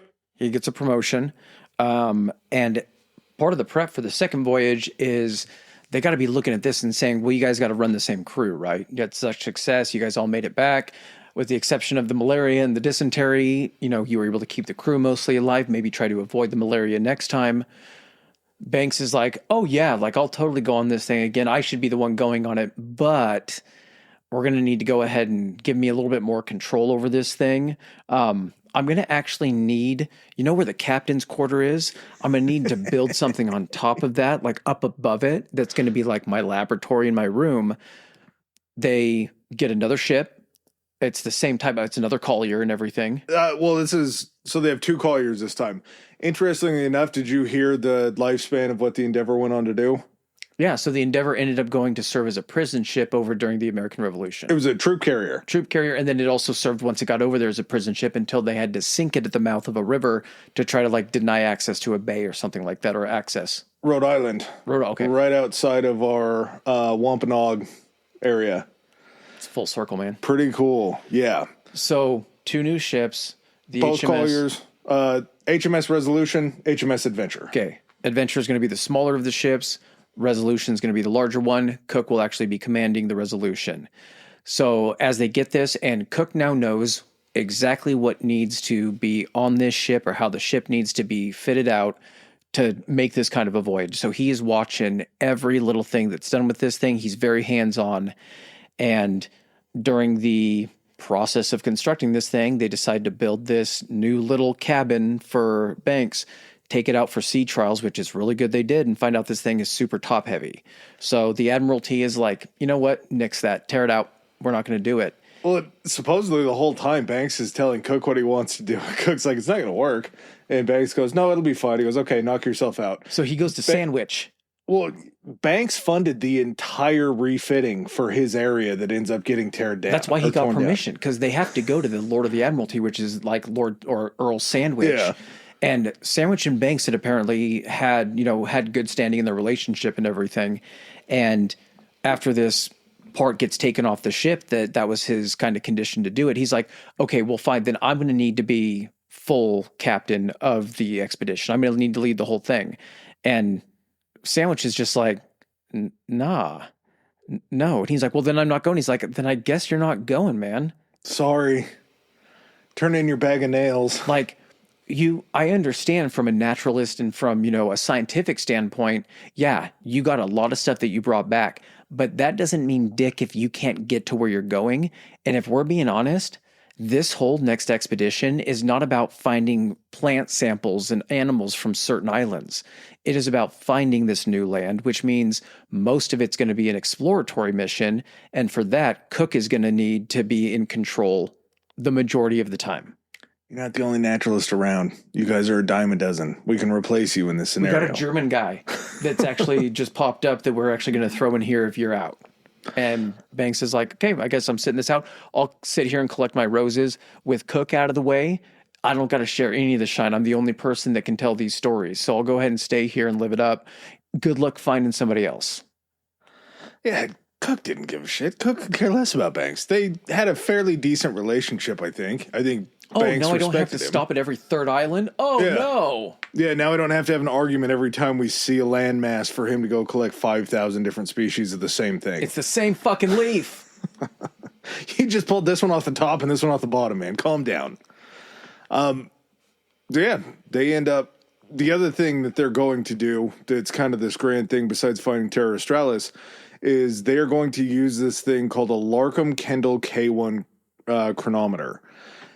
And I would love to explain this to you. The chronometer is very detailed in how it works. Supposedly the chronometer is basically a clock that is set to this Greenwich time. And as you take it along your journeys, this time zone or this Greenwich time will tell you how far away you are. I believe, and again, this is just shit that I don't understand. Tried to look it up, but it just got real complicated. Every longitudinal degree is separated by 15 hours. So you can tell if it's 3:30 where you are and it's midnight in Greenwich, you're X number of longitude. And these things worked. I mean, they worked for a while until they just stopped running. But for the most part, when they had these things out there, as long as they kept them wound and as long as they kept them dry, they were pretty effective in being able to tell the time. These ships had like the most advanced of the era scientific equipment on these things. Were these the ones with the water purification systems on them? Yes. They actually had a way to purify water. Like small amounts, like you're not going to be just pumping seawater, but you're able to. So in a pinch, when you're running out of fresh water, no land in sight, you can try to kind of prolong the amount of time that you have to find someplace. In the 18th century, to be able to desalinate water is a pretty cool. Yeah, you wonder what the charcoal filters, something like that. But how do you get the salt out of the water? I don't know. Yeah. You just explained a chronometer to me, and I was just catching butterflies over Yeah, it. dude, I don't know. I still don't know if I even explained it correctly, but if you're really interested in chronometers, which I'm sure a majority of you guys are, go ahead and look them up. They seem pretty interesting. So they're going to switch it up a little bit on this journey. So as they have to have someone captaining or commanding, the adventure. That guy's name is, Fermo? Fermu? I had it written down somewhere. I should probably remember EAUX is the end of it. Yeah. Which sounds French. Yeah, but it wasn't. Hold on. I'm going to find it. Maybe Furneaux. Yeah. So this guy, last name Furneaux. So he's going to be running the adventure. And this isn't really a situation where Cook is playing micromanager. He has an expectation. Honestly, he's like, I'm going to take 2 ships just in case some shit really goes down, but I don't really feel like I need 2 ships. They're going to offer me 2? Fuck yes, I'm going to take 2 ships. I can just carry more shit, and if I need to pull equipment off of that one, I can, whatever. Just in case one of us hits a reef again, it'll be nice to have. I'm going to have that one go ahead. That one will always stay a few hundred yards ahead of me. So well, the communication between 2 ships at that point, the fuck are you doing? Are you sending pigeons? Lantern with a little cover on it. Yeah, apparently the lantern with a little cover on it didn't work because they lose each other multiple times during this voyage. Yeah, and Cook really doesn't give a shit. No. So they decide that they're going to, instead of going to South America and around Cape Horn, they are going to go down the western side of Africa, and instead of turning around the Cape of Good Hope, they're just going to keep going south. Because how are you going to find the Great Southern Land? You're just going to go fucking south, right? Yeah, makes sense to me. So as they're going south, they get down to a deeper, that would be latitude, correct? Yep. Deeper latitude than really anybody else has been before, to the point where they actually enter. Do they enter at this point, or is it later on that they actually enter what's considered the Antarctic Circle? August 1st, they hit Madeira again to load up on wine, as you will, of course. September 8th, they crossed the equator. Chris described the direction of travel that they took. December 10th, they had reached 51 degrees latitude and had the first sighting of an iceberg. So we're getting cold. You don't think about this when you think about seeing an iceberg because most people's iceberg experience comes from Titanic. You see that iceberg, you know it's huge, you know they're huge underneath. You see that in comparison to the size of Titanic, the iceberg still looks huge. You are in now a 105-foot sailboat. You got another smaller sailboat with you, and they are seeing these icebergs that are 3 to 4 times taller than this boat. And they eventually send out some smaller boats to it and everything, and they are able to chip chunks of ice off of it and discover after melting this that it is fresh water. Might be some theory to this river. Mm-hmm. And they're bringing this back to the ship and they're melting it down. They're replenishing their water supplies. One instance, the iceberg, while they're near it, or the smaller boats, it starts to turn over and it almost swamps a couple of the boats. So, but again, that's the first time someone is seeing something like this really happen. They see like the shearing thing where like part of an iceberg shears off of another one. And they're just looking around being like, one of these things could just crush the fuck out of this ship. And we're going into these. Yeah. And that's, you hit it right on the head. This is the first time that any boat has ever crossed into this Antarctic circle. And they push in as far as they can until the ice pack chases them back. They continue on. I believe it was... What's that like? Because you're used to dodging like stuff on the ground, like reefs and things like that. That you're aware of. You know what that does to a ship. When you're going in and a piece of ice is coming at you and you can't dodge it, are you just like, but it's just ice. We get snow and we know like it froze, but it's just so massive that it'll just tear it fucking sunk the Titanic, which was made out of steel. Well, like what's the first time that bumps against your ship and you just hear? Yeah, I didn't even think about the first contact with one by accident and just feeling no give to it whatsoever. Just feeling it shift you in the water. Hearing a little bit of that wood groan. You have to wonder too how high their suspicions were of, well, how deep does that iceberg go before it hits land? Like not knowing just how big that whole field of ice is in there. The first time they saw that thing turn over and they saw the bottom of it had to be a sobering moment of being like, what the fuck? That's just ice. There's no soil on that thing. That's just free floating. And look how big that is under the water. We can't get anywhere close to one of those in this ship. Yeah. Yeah, the whole wood thing escapes me until you say it again. I'm like, oh, yeah, this is all wood. Well, like you said, the ships end up getting separated. Like there's a bunch of fog that sets in. They're not staying super close to each other, but at least within eyesight. And during either fog or storms, they end up getting separated. They try to fire off a couple cannon blasts to like, they'll do one every hour or something to try to see if they can hear each other. And at that point, Cook's like, listen, let's not sweat it. Two ships weren't that important. We have a meetup spot. It's going to be at Queen Charlotte's. New Zealand, yeah. They have a contingency plan. But that's so crazy to think of because you're just sailing now as low as you can along the Antarctic Circle. And you're like, we'll just meet them in New Zealand? You're thousands of miles away and you're just like, yeah, they'll get there eventually, right? Yeah. They got the charts. Yeah, I showed him exactly where to go, and I'm sure there was a pretty high return rate for his crew that survived. And he's like, and I also told Furneaux exactly what to feed the guys and how to clean the ship, and I'm sure he is following all those instructions to a T, except that he's not, because Furneaux is kind of a pussy and gets pushed around, so when his guys are like, hey, we're not going to eat this sauerkraut or this other stuff that's going to stave off scurvy, he's just like, come on, guys, please do it. And they're like, no, fuck you. And he's like, fine, don't eat the sauerkraut. Don't see clean if the I ship. care. When they eventually do meet up, which they do, Cook is looking at the shape of the crew on the ship, and he's like, what did you do?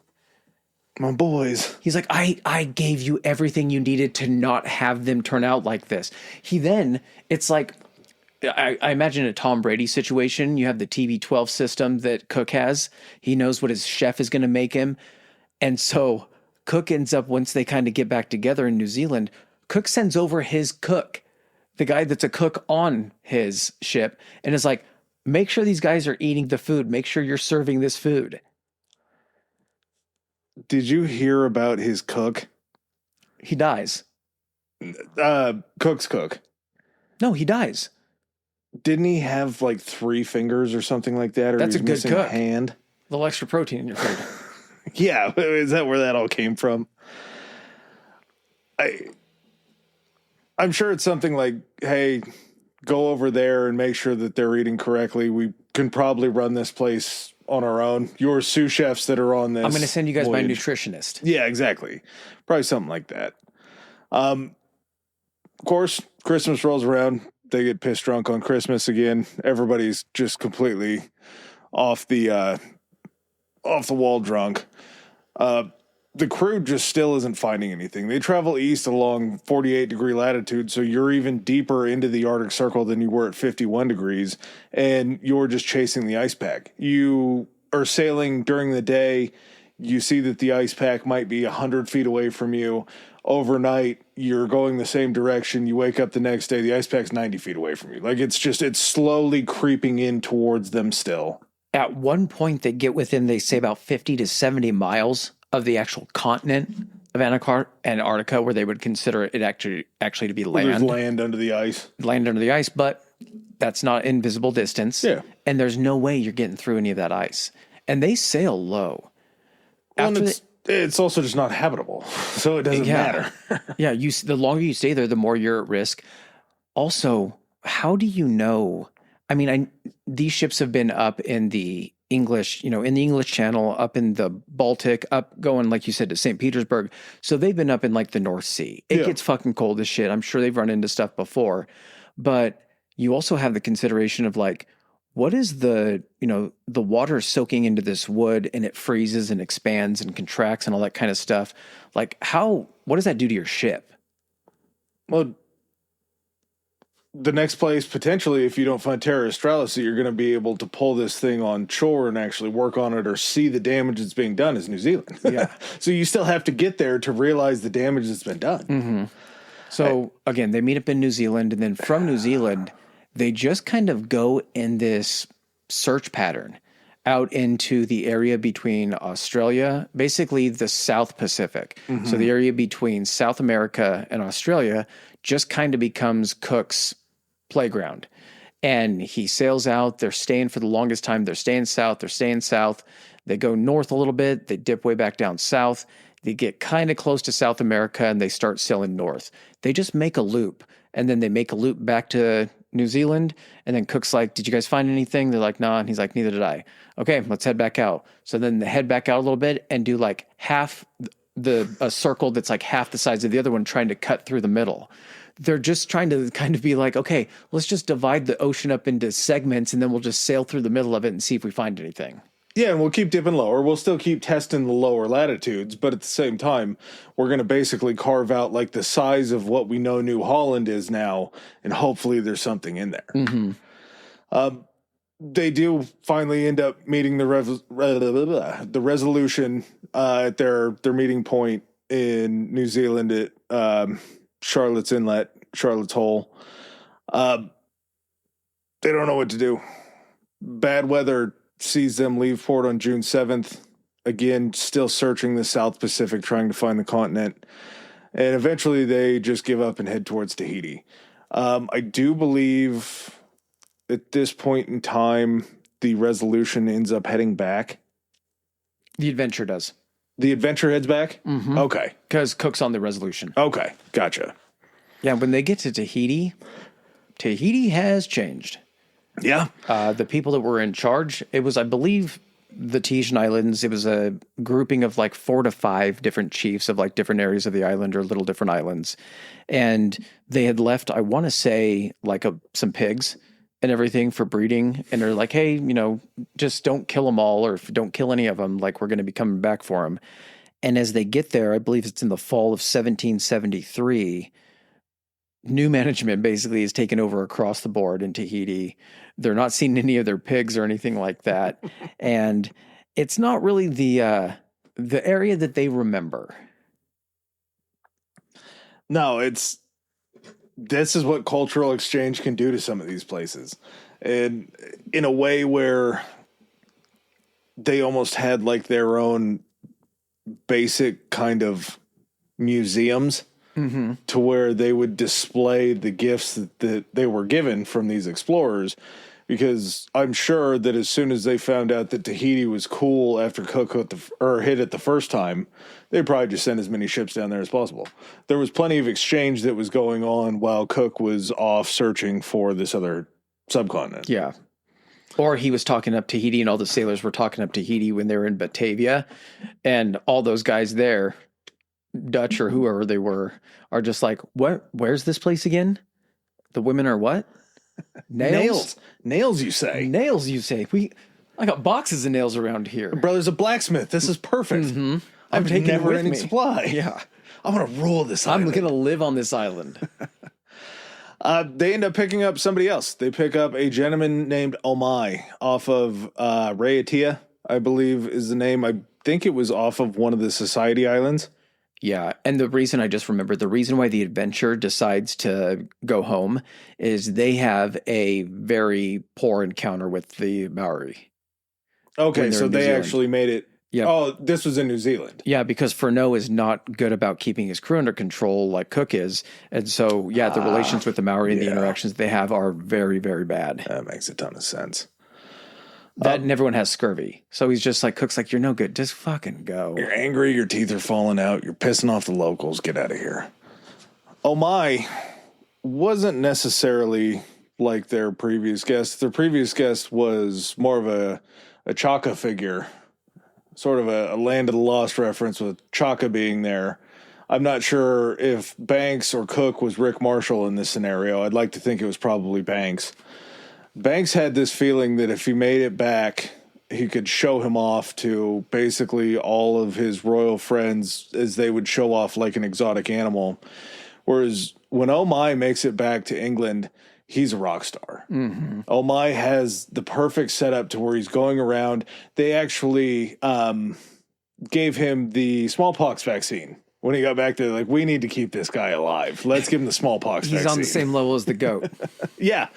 Yeah, whereas the goat was generally regarded, and he was given a pension, and he was given a silver necklace or a silver collar. Yeah, the goat doesn't go on this second voyage. He stays, I think, with Banks in his yard or something like that. Yeah, they give him basically this pasture. They put him out to pasture. Mm-hmm. And so eventually when Omai gets back to England... Huh? Put her out to pasture. Her. Yes, her. Definitely not him still. I don't know why I keep saying that. Omai's given like suits of armor. He's given all of these animals and shit like that. He's just basically treated like royalty, and he has no idea what's going on. Why in the hell would Omai need a suit of armor? He's like, he gets back and he's like, it's the craziest thing. It was me and this goat, and they would just like, people loved us. Well, and imagine if nails are getting you laid, a full suit of armor, it's an endless supply. It's made of nails. Yeah. Along the way, they discover South Georgia, the South Sandwich Islands, New Caledonia, the Eastern Islands.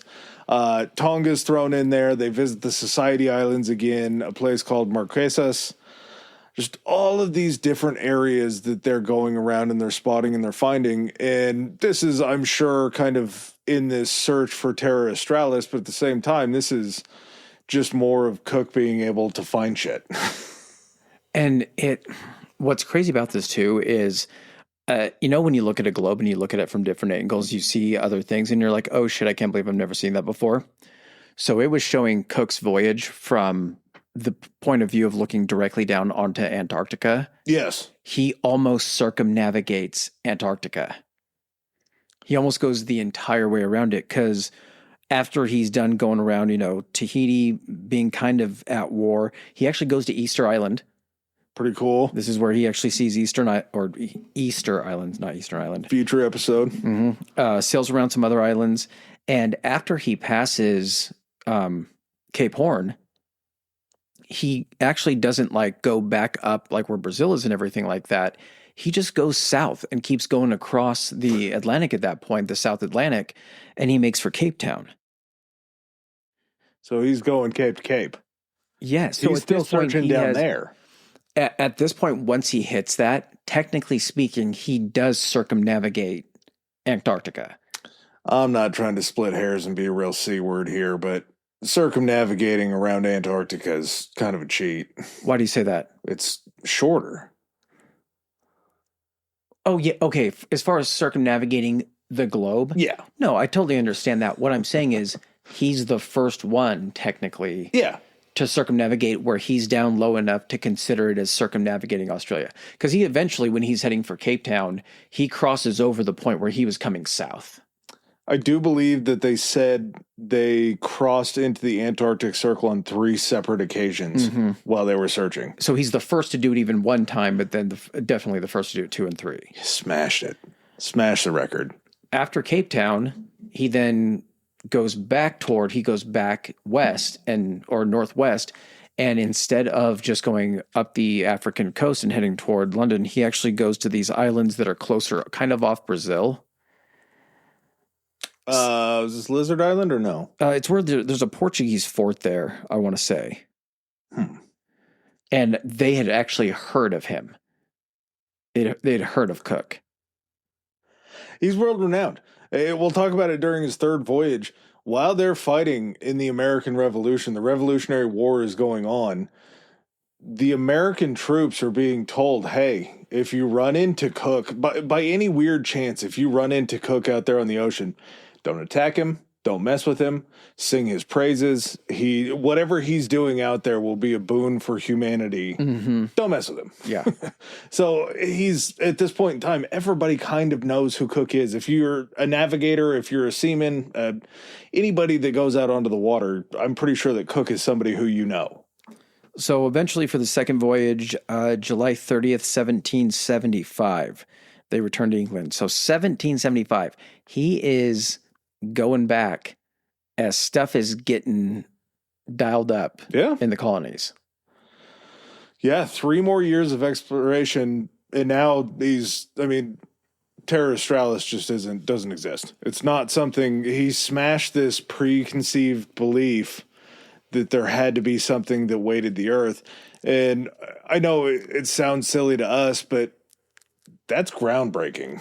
Yeah. This was a belief that was held for millennia almost, that there had to be something down there. And at this point too, he's like, listen, I've kind of shown you guys twice. Like, yeah, there might be something down there, but ice. Yeah. There's so much ice around it, there's no way to actually know for sure. It could just be ice, but we got fresh water off of it. So even if we have, even if you want to confirm your suspicions about there being land there, which you would have to because of the fresh water, at the same time, can't get to it. Unless you want to take dogs and sleds, which eventually somebody does. And that's, where we come to crossing the Antarctic. The guy that was actually kind of the science officer that took the place of Banks, his name was Forster. The German dude was named Forster. And he, I believe, brought his son along with him. So when they get back, Forster basically claims to have the publication rights for the entire journey, that he's going to be the one that gets to document it. And he goes to Earl Sandwich, and is like, I have this. And he's like, no, you don't. He's like, are you fucking nuts, man? He's like, no, get out of here. 1, you're German. And 2, this is Cook's show. He selected you, you were the alternate because Banks didn't want to go. Because Banks didn't get his cabin. So he's prohibited essentially from publishing any of this information, but they try to get around it by having his son actually publish the book. And they end up releasing it like 6 weeks before Cook is able to come out with his journals and everything like that and release them to the public. Cooks do sell so much better because everyone's heard of James Cook and no one has heard of whoever fuck Forrester is, or Forrester Jr. Yeah. Yeah. So he ends up getting, more accolades there and everything too. He's now done it twice. Which I think up to that point probably, well, I guess the guys that had gone with him the first time, maybe. But it's a very rare achievement. He's in rarefied air, not to mention he's the one that's captaining these voyages, so that's the first name that pops up. Yeah. Coming back with tales of pieces of ice 4 times taller than his ship and climbing up there and getting fresh water off of them. Hey, it's all you tell that at a dinner party. You're just a normal guy who's talking about that in the tavern. People are like, fuck off. Yeah. And again, 3 years removed, he goes back to his family and just starts plugging away. trying to have some more kids. I'm not sure where this all comes from. Maybe you can explain it to me. When he gets back, he's made a fourth captain. Why fourth captain? What is there a second and a third? The fourth captain's like a captain in retirement, basically the rank. I think what ends up happening is, so to be considered a captain, from how I understand it, you have to captain a warship or have command of a warship. Okay. So prior to the third voyage, he gets to command a warship for a day, which makes it official that Hell he can yeah. then be called a captain. Okay. So I'm guessing he just gets to go out on the ship. They sail around, the English Channel for a little bit, turn around, come back. He's home in time for dinner. Now he's Captain James Cook. There it is. He's 47 at this time. Yeah. He also gets made the head of the Greenwich Hospital, which is... Yeah, he gets some cushy job, gives him a nice little stipend each year and everything. The kind of job that were he to not do anything else for the rest of his life, he would be set up in very good standing, both from a position and also financially. So they're pretty much setting him up and being like, hey, this is what you've done for us. This is our thanks and everything. But at the same time, we still got stuff we got to try to find. So, what are you thinking? Third voyage? And he's like, I don't know, guys. I just got home, just knocked my wife up. And they're like, hey, man, why don't you go find something else that hasn't been charted? He's like, oh, shit. Yeah, she'll be fine. She's been fine every other time that I've gone out. Yeah, I believe that his life was centered around sailing. I think she was the mistress. She was the mistress, and she was the mistress, was... and he was at home with, the ocean was his. It was his life, his love, his lady was the sea. Yeah, she's Brandy. Very hard. She's Brandy. Yeah, Royal Navy comes calling. Royal Society comes calling again in 1776. It's not like the Royal Navy's doing anything else in 1776. It's not like there's anything else popping off. Oh, no. I mean, well, here's the deal, too. Do you think they're looking at this and saying, okay, now it's a long shot. We're going to be able to crush these Yankees. Like, this thing's not even going to be a little thing. American Revolution, pish posh. We're going to be back in time for tea. But while we're at it, I mean, it's not even going to take us much to do this. We definitely can put some resources into discovering more stuff. In fact, you know what? We are so confident that nothing's going to come of this American Revolution that we're actually going to go ahead and send you on the next trip is going to be to map the coast of North America, like northern North America, upper Canada's, and also Alaska. Find us a little Northwest Passage action going up there so we can start trading a little easier with China and stuff. Hudson tried to find the Northwest Passage from the west. Nobody had ever gone around and tried to find the Northwest Passage from behind. They didn't try to sneak up on it. This was a bit of a Dutch rudder situation where they were trying to get up on the other side and see if they could trace the Northwest Passage back. It's a devil's three-way. North America is there in the middle, and you're trying to take it from both ends. No eye contact. Part of the other way that you could maybe hide that a little bit is Omai's finally grown tired of being in England. I think they're afraid that the longer Omai stays there, the likelier that he's going to die of some illness or something that he's going to catch. Yeah. So they load up. That's the mission. Yeah. It sounds like when they kind of like release it to the public, it sounds like some charitable mission. Like when they release like an orca from SeaWorld, basically, and they're like, yeah, we're gonna set it free and everything. So the mission is to return Omai home. Actually, the mission is find the Northwest Passage. But since you're going to be heading that direction anyway, before you're going to have to go ahead and take a hard left on the east coast of Australia to start heading north. You're going by Omai's Island anyway. Just drop him off. July 8th, 1776 rolls around. The Resolution and the Discovery are ready to go. 182 crew between them. There's 112 on the Resolution and 70 on the smaller Discovery. They left for Plymouth on July 8th, 1776, pretty close to July 4th. By October 1776, they hit the Cape of Good Hope. Well, hold on. They run into a little bit of a snag. the guy that's supposed to be captaining He's in debtor's prison, the isn't he? HMS Discovery is in debtor's prison. So this guy, his name was Charles Clerk. So Clerk is supposed to be commanding the HMS Discovery. Cook has learned his lesson. No more guys that I have not vetted, no more guys that I don't really know that much about, commanding a ship that's going to be going with me. I need someone I can trust, and Clerk was the guy that he could trust.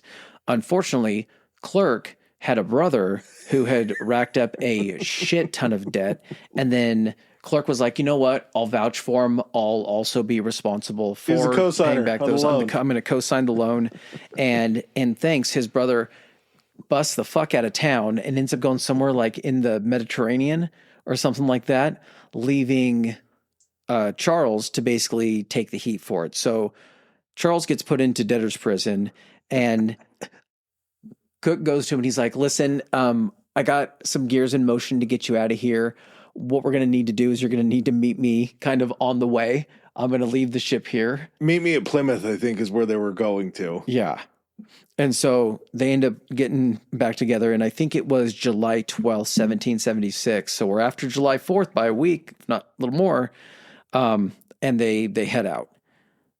Clerk finally gets out of debtor's prison. Yeah. The ship starts to have some issues kind of early on.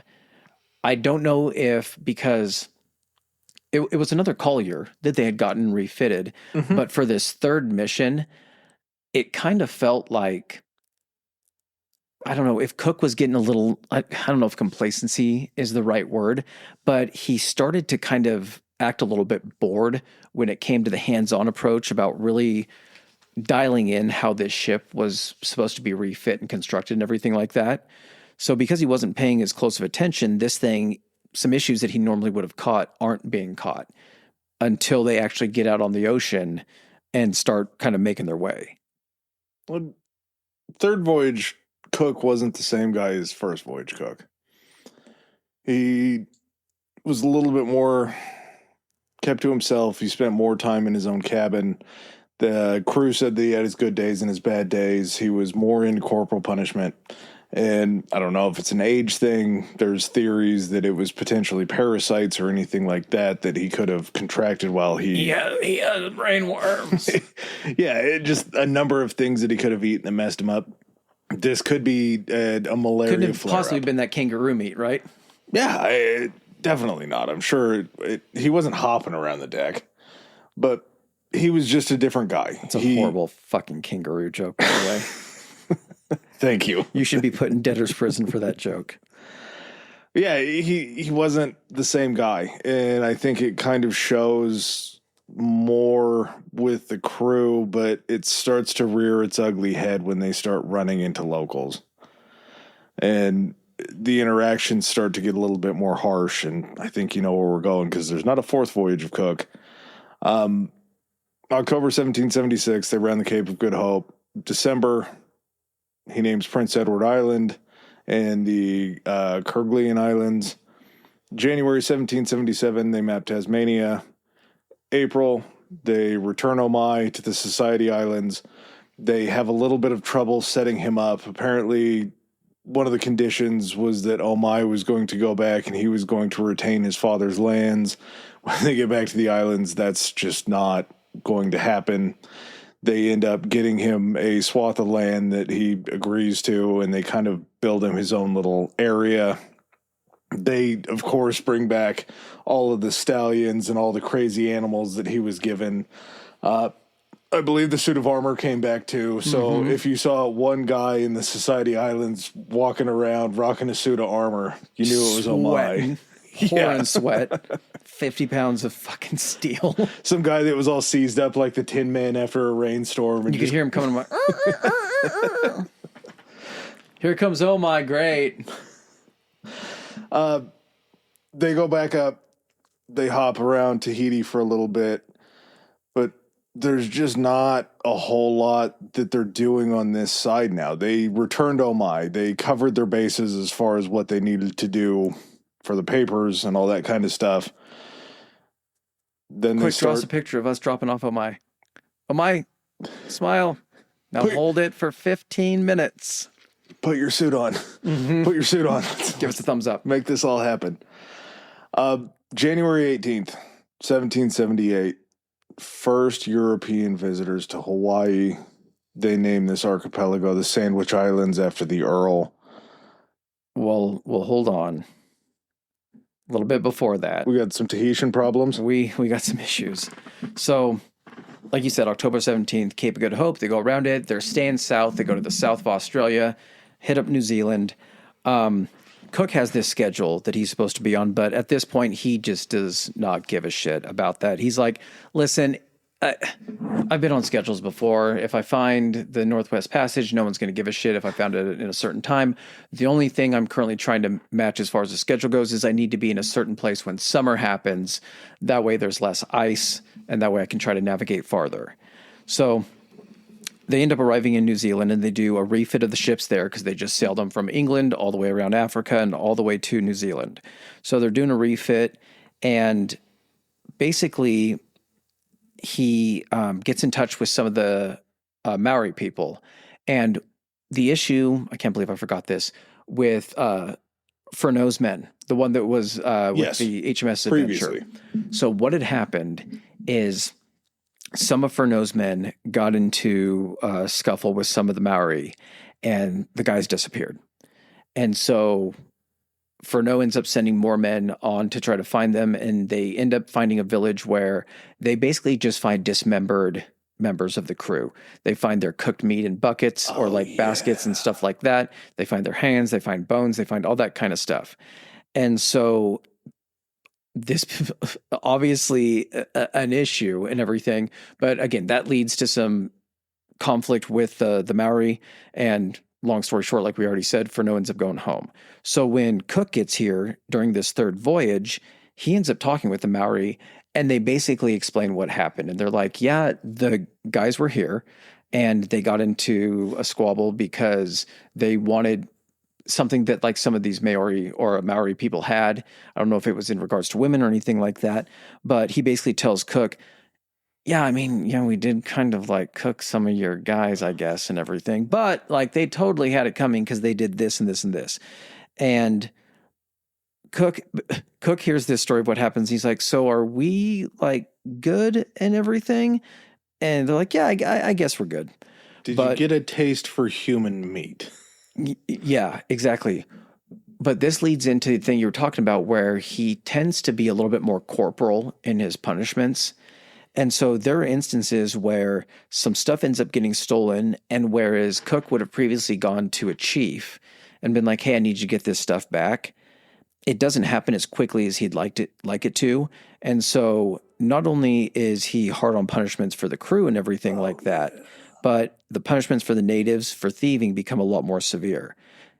At a certain point, Cook burns down about 20 homes and 20 canoes because one of the goats was taken. Two of them were taken to begin with. One of them was returned. He's like, fine, we need the other one. They're like, well, we can't get you the other one. Like, we don't know where it's at. So he burns down 20 homes and 20 canoes. This is months of work for these people to rebuild, and that, we're making these canoes and everything. So it feels like he's just run out of, I don't even want to say patience, but he's just like, he doesn't have any tolerance anymore. It's been sailed out of him. He forgot about the Royal Society's decree. There's no treating these people like nature and humans. He's on his third voyage, and apparently he just really doesn't give a shit. December 24th, 1777, they come to Christmas Atoll. So it's called Christmas Atoll because they discover it Christmas Eve. Makes sense. And this is south of Hawaii. So as you can kind of see on the map we have pulled up, as soon as he leaves New Zealand, he kind of heads west or east a little bit, and then they stop again, I think by Tahiti as well.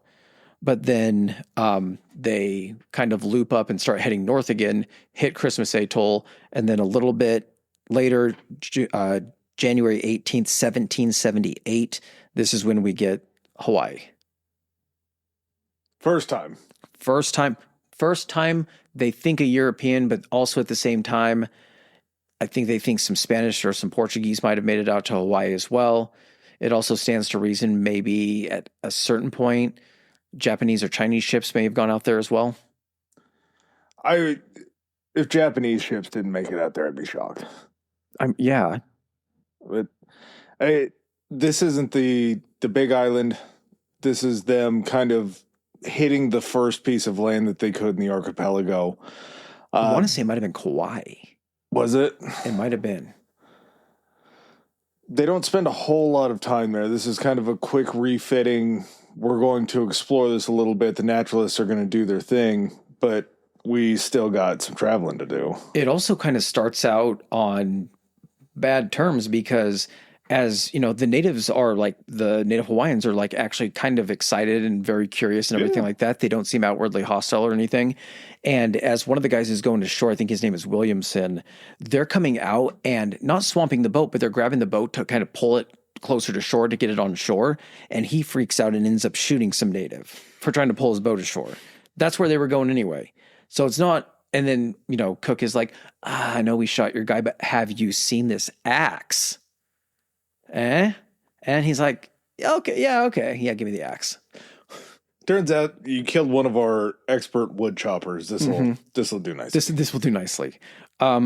There's some talk in some of the journals that some of the crew had kept and everything that there was some possible interpretation of them seeing Cook as some type of like god or deity. That's the second time around. Okay. Yeah. Their first time around, they hit it. They stopped for a little bit. They're still looking for the Northwest Passage. Well, they are, but they also stay in Hawaii for 5 weeks the first time around. Was it 5 weeks? Well, and for he also, refitting probably. Yeah, and he also, because they know they're also going to be like, we found this place. We don't know when the next land we're going to get to or how. What am I trying to say here? How conducive it's going to be to get a boat up on shore for a refit and everything. We don't know distance wise, so we might as well do it while we're here. And also, we don't have like a hostile environment. They stayed in Hawaii for 5 weeks. He told the crew, "You're not having sex with any of the natives. No sex, because you all have fucking STDs, and I'm not going to be responsible for spreading chlamydia and gonorrhea all over the islands." But there it is again. Like, that's him trying to stand up for these natives after he was a little bit rough and tumble with the Maori. Is part of it also like a because all of this is technically a little, you can look at self-serving reasons for this. He's also looking at it saying, hey, by the way, I'm sure other British people are going to come here. I just don't want to spread a bunch of venereal diseases throughout all the new British people coming over. I also don't want to be the person that has to map down that I found Hawaii, and I'll go back to the Royal Society and be like, hey, there's the Hawaiian Islands. And then every other exploratory vessel that goes there and comes back with STDs, everyone's like, fucking James Cook's guys were spreading all their dick germs all over the island. And now we got an epidemic in England. There's also the thought of, if they all show up down there every time afterwards and the Hawaiians just try to kill them immediately, that's giving them fucking diseases that are killing the Hawaiians? Be a bad look, yeah. Yeah. One of the things we forgot to mention about Parkinson, which I found pretty fascinating from the first voyage, was because he was the one that was drawing the pictures of these islanders and these natives. This is where the idea of Navy men coming back with tattoos and from the Maori and stuff like that. Tattoo culture kind of permeated through the Navy after witnessing the tattooing that was going on the Maori people. That's how they were able to determine one of Furneaux's men, was because they found a hand that had a tattoo on it. They didn't want to eat the tattoo. I guess not. Don't want to eat inked up skin. They know from experience that when they kill like another tribal, rival tribe, they don't eat the tattooed parts. Has a weird taste.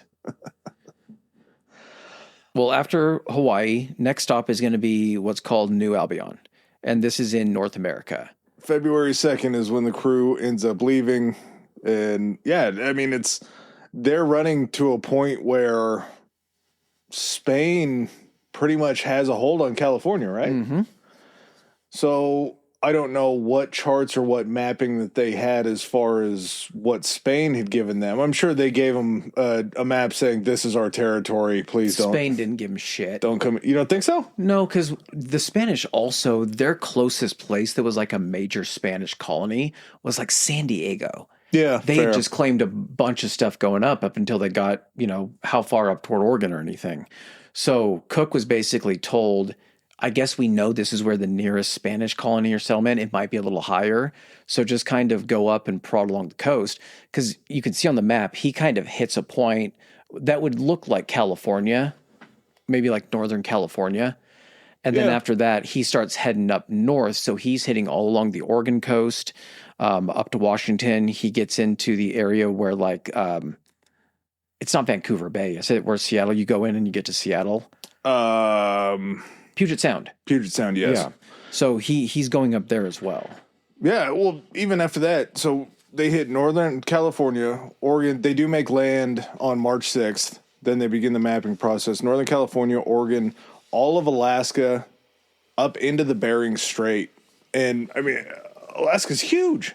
Yeah. And they're going through and mapping all of that kind of stuff. They're mapping out all of the inlets and all of the islands along there with tremendous accuracy. Well, and how do you think, too? Like, so looking how they're going about Alaska. So when you hit, Oregon, Washington, you feel like you're sailing pretty due north. Mm-hmm. So you got to be getting excited and saying like, oh shit, like we're going north at this point. If we keep going north, eventually we'll be able to loop around to the east. And then this is what's going to lead us around the top of the North American continent and find the Northwest Passage. Then all of a sudden you start getting closer to Alaska and you're like, and it's forcing us west. We're still going, now we're going southwest? Like, what the fuck's going on here? And you're hitting the Aleutian Islands. And then all of a sudden you start hitting the Aleutian Islands. And from an exploratory point of view, if you look at Alaska, it is the biggest motherfucker because it's got that fucking arm that just stretches out into the Bering Strait. And as they're getting out there, they're like colder, rougher. And they finally get to a point where they're like, oh, there's finally an open area where we can now head north again. Yeah, and then they run into a giant ice pack. And that takes them into what's it called? The Chukchi Sea. That's the sea that's like above Russia, and Alaska is the Chukchi Sea. I believe they ran into some Inuit colonies when they were up in Alaska. Yes. In the Aleutians. Cook tries penguin for the first time, which I'm sure probably didn't do a whole lot of good for the potential bacteria that was already eating away at his brain. Oh, it's just winter turkey. Just winter chicken. I don't see that tasting any sort of good. You've had panda before and you were surprised. Tender, delicious panda. Amanda. Oh, God, you killed one again, Tug. I'm going to need you to get a shovel and a shitload of lye. Can you pass me one of those? They move up through the Bering Strait, which, again, was already pre-named the Bering Strait. I believe he was Russian. That kind of went up and mapped that area. And bedding. That's not really it. Seems like, I don't know if I would say the accuracy was maybe better or it was pretty correct, but eventually they run into the exact same ice pack that Hudson had run into trying to go too far north. And if you can't get, just from the other side. Okay.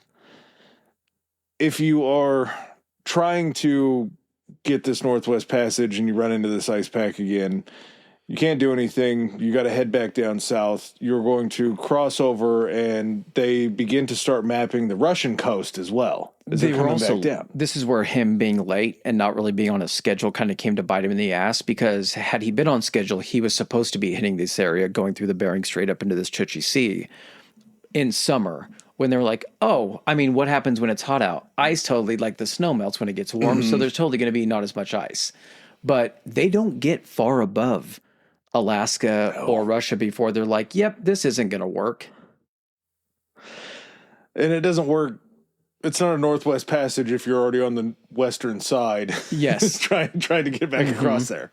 It's just not going to happen. So they know that they're going to need to take another run at this, but they need somewhere to winter. This is where they head back down. 8 straight weeks of sailing. They make it to the island landfall. January 17th, 1779. They go from frost and ice on the sails and everything like that, which that's a whole other thing too. Like thinking about like a wooden ship, about like the ice clinging to the ship and adding so much more weight to it and trying to knock those chunks of ice off and like the sails carrying a bunch of weight and the rigging and all that stuff. In bad seas, in bad water, in wind. Dangerous catch, man. Yep. And then all of a sudden you're heading a little bit further south. A little bit. And I think we touched on this during the Indianapolis episode when they were up in the Aleutians. Yeah. All of a sudden you start heading south and it starts getting warmer and warmer and you're like, oh, are we heading back for fucking Hawaii? Are we going back? Do you think he's going to have the no sex rule this time? He wouldn't do it twice in a row, right? We're going to be there all winter. He gets a pretty nice surprise. I was absolutely shocked that this turned. I don't know if it's true, but at the same time, it's been told enough, and this is kind of the general consensus that it shocks me. January 17th, 1779, they had traveled around the archipelago. They were looking for basically the biggest island to stop at. They choose the big island. They pull into Kealakekua Bay, and when they get there, they happen to show up with a time that coincides with this festival called the Makiki. And the Makiki is basically the harvest festival to celebrate their god Lono. And in their history, in their oral history that they've passed down, the god Lono had promised to return during this festival. They had spotted this boat circling the island before he ends up pulling in, and it was told that Lono would do a similar type route around the island before he pulled in. So this pale-skinned, white-haired European gets off the boat, and he is held up as a Hawaiian god. I'm shocked. I don't see it. I don't understand it. Guilo. Yeah. So it's Hawaii. It's the big island is Hawaii. Mm-hmm. This is the bay that it all goes down. I mean, if shit's going to go down. Pretty nice place to go down. Beautiful, right? Yeah. I could definitely see that being a place that I would want to pull into. But he's given kind of this God's welcome. He's going through all of these different ceremonies as they're celebrating him, and they're hoisting him up during this festival, and they're treating him like a god. They end up staying there for an entire month, and he's just soaking this in. And eventually they finally get kind of the clear to say, okay, maybe the ice pack has moved a little bit. We should be able to go back up and check again. Let's get off the island. This has been great. I'm sure once he started getting treated like a god, he's like, all right, sex rules off the table. Eventually, I think the God thing might wear off a little bit. It does. Yeah. But what I'm saying is, at this point, when they're going to try to do the Northwest Passage again, the locals are kind of like, the welcome's over. Like, God's not supposed to stay here for a month. The festival's over. You're only supposed to show up for the festival, man. And so there's kind of a feeling of like when they're leaving that time, it's kind of like, the welcome's been worn out. We're going to head out again. We probably shouldn't show back up for a while. Unless something happens and, a mast or something like that were to break, which requires us to go back to the island days later. Yeah. And the Hawaiians are just like, you again? You just left. Feel like you bamboozled us. You came in. The hospitality is over. You checked out of the hotel, and yeah, we're good here. Your guys tried to bang their way through the big island. We've had enough. The VD has already set in, and we're already seeing the detrimental effects. There's some kind of disgusting number. I think they said that the general held belief of the population of Hawaii in the 18th century at this point in time was somewhere around like 100,000 people. And by the 19th century, it was down to like 50,000 just from the spread of disease and everything else that had happened after the contact that repeatedly happened after this. Yeah. If they don't get you the first time, it'll be, soon after. Yeah. So since the Resolution's 4 mass breaks, they have to go back, as Chris was talking about, to this very, very unhappy crowd. February 14th. So this is, we're talking, what, They stay there for a month. They're back for a day, maybe two. February 14th, Valentine's Day, one of these small boats gets stolen. Just a small boat. Mm-hmm. That's what it takes for Cook to just snap. I mean, they got like only 4 of them, and they kind of need them. But at the same time, this isn't the type of situation that should require you to react in this way, considering you've usually been able to get your ship back pretty easily. Yeah. Cook marches up with some of his Marines to the King of Hawaii, Kalaniapu? In a village with hundreds. And he goes in there, I think, with about 12 guys. Pretty stupid. As soon as these locals see what's going on, Cook is marching the King of Hawaii back to the ship, the locals start sounding the alarms. Oh, yeah, he does the old standby.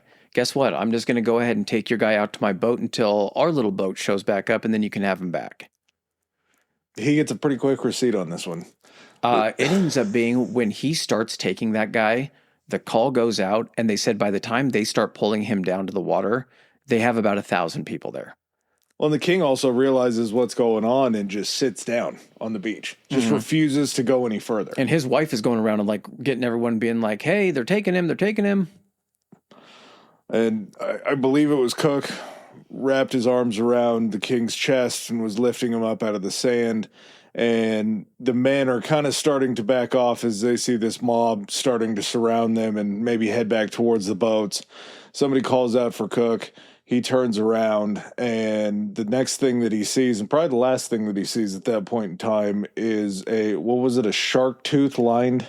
So, yeah, badass club. But he gets, and again, these are going to vary because this isn't Cook's account, obviously, but it's going to be the account of people who probably aren't paying a lot of attention because the only guys that are there that survive are pretty much fighting for their lives to get the fuck off the beach. I want to say that as he's getting the guy out, the crowd is kind of surrounding him. Cook gets stabbed. Oh, did he get stabbed He gets stabbed, and he's in like waist-high surf at this point. They're trying to go out to the boat and push off to get the king out there. And then after he gets stabbed, that's when the shark tooth club comes in, catches him in the head. They said he kind of like puts his hand to his head and staggers a little bit and then just goes down.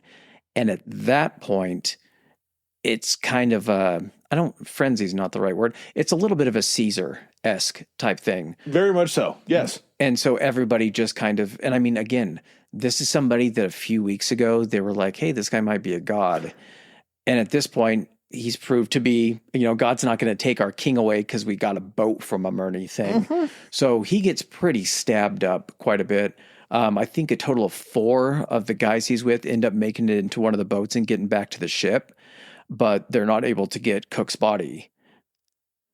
No, interestingly enough, not getting Cook's body, he gets carried off back to the village, and they give him like a ceremonial burial. Which is crazy as fuck, the process of it. It involves like cooking him and boiling the meat off because it's the bones that essentially are what's going to be the sacred thing.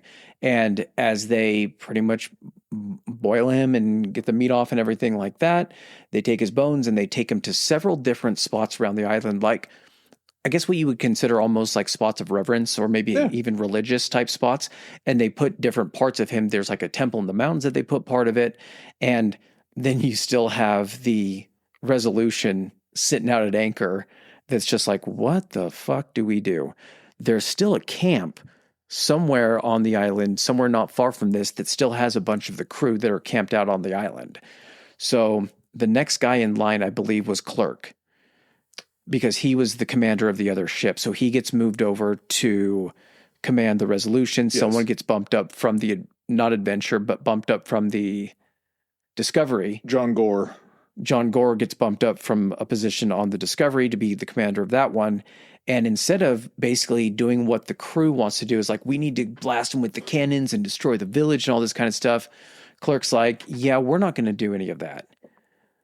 First of all, we still have a mast that we didn't have time to repair or anything. We can try to get away, but again, like if we stay here and starting shit with them, they're going to come out in canoes, and at a certain point, other people are going to die. We saw what happened to Cook. Yeah. And so there does end up being some type of exchange, though, that happens where a few bits and pieces of Cook are returned, like a portion of his skull, a hand, and they're able to tell it's Cook's hands because it has the damage on it from when the powder horn blew up in his hand. And then a couple, I want to say maybe a leg bone. Yeah, not much. And then like something else. They got everything that they were able to successfully pull out of the game of operation. Mm-hmm. And they buried him at sea. Water on the knee. Operation. Yeah, they get to bury him at sea. Whatever parts were left of him, they bundled up. They dropped over the edge. They said a few words. Burial at sea is probably the most fitting thing, I would say, for him. I mean, it makes total sense, as you were talking about earlier, and completely convinced me. His wife was the sea. His mistress was his wife. Mm-hmm. And I don't think he would want to go out any other way. Again, I have zero feelings towards this because, in truth, he was like I said earlier, the tip of the spear of colonialism. And he had really hardened his heart towards the natives and kind of got what he deserved. So Charles Clark takes over command, who is slowly dying of tuberculosis at this point in time. They go back up, fail to find the Northwest Passage again. They run into yet another ice pack. Clark dies of tuberculosis. Somewhere along this point in time, they find a small Russian fleet that is able to resupply them and repair their ships.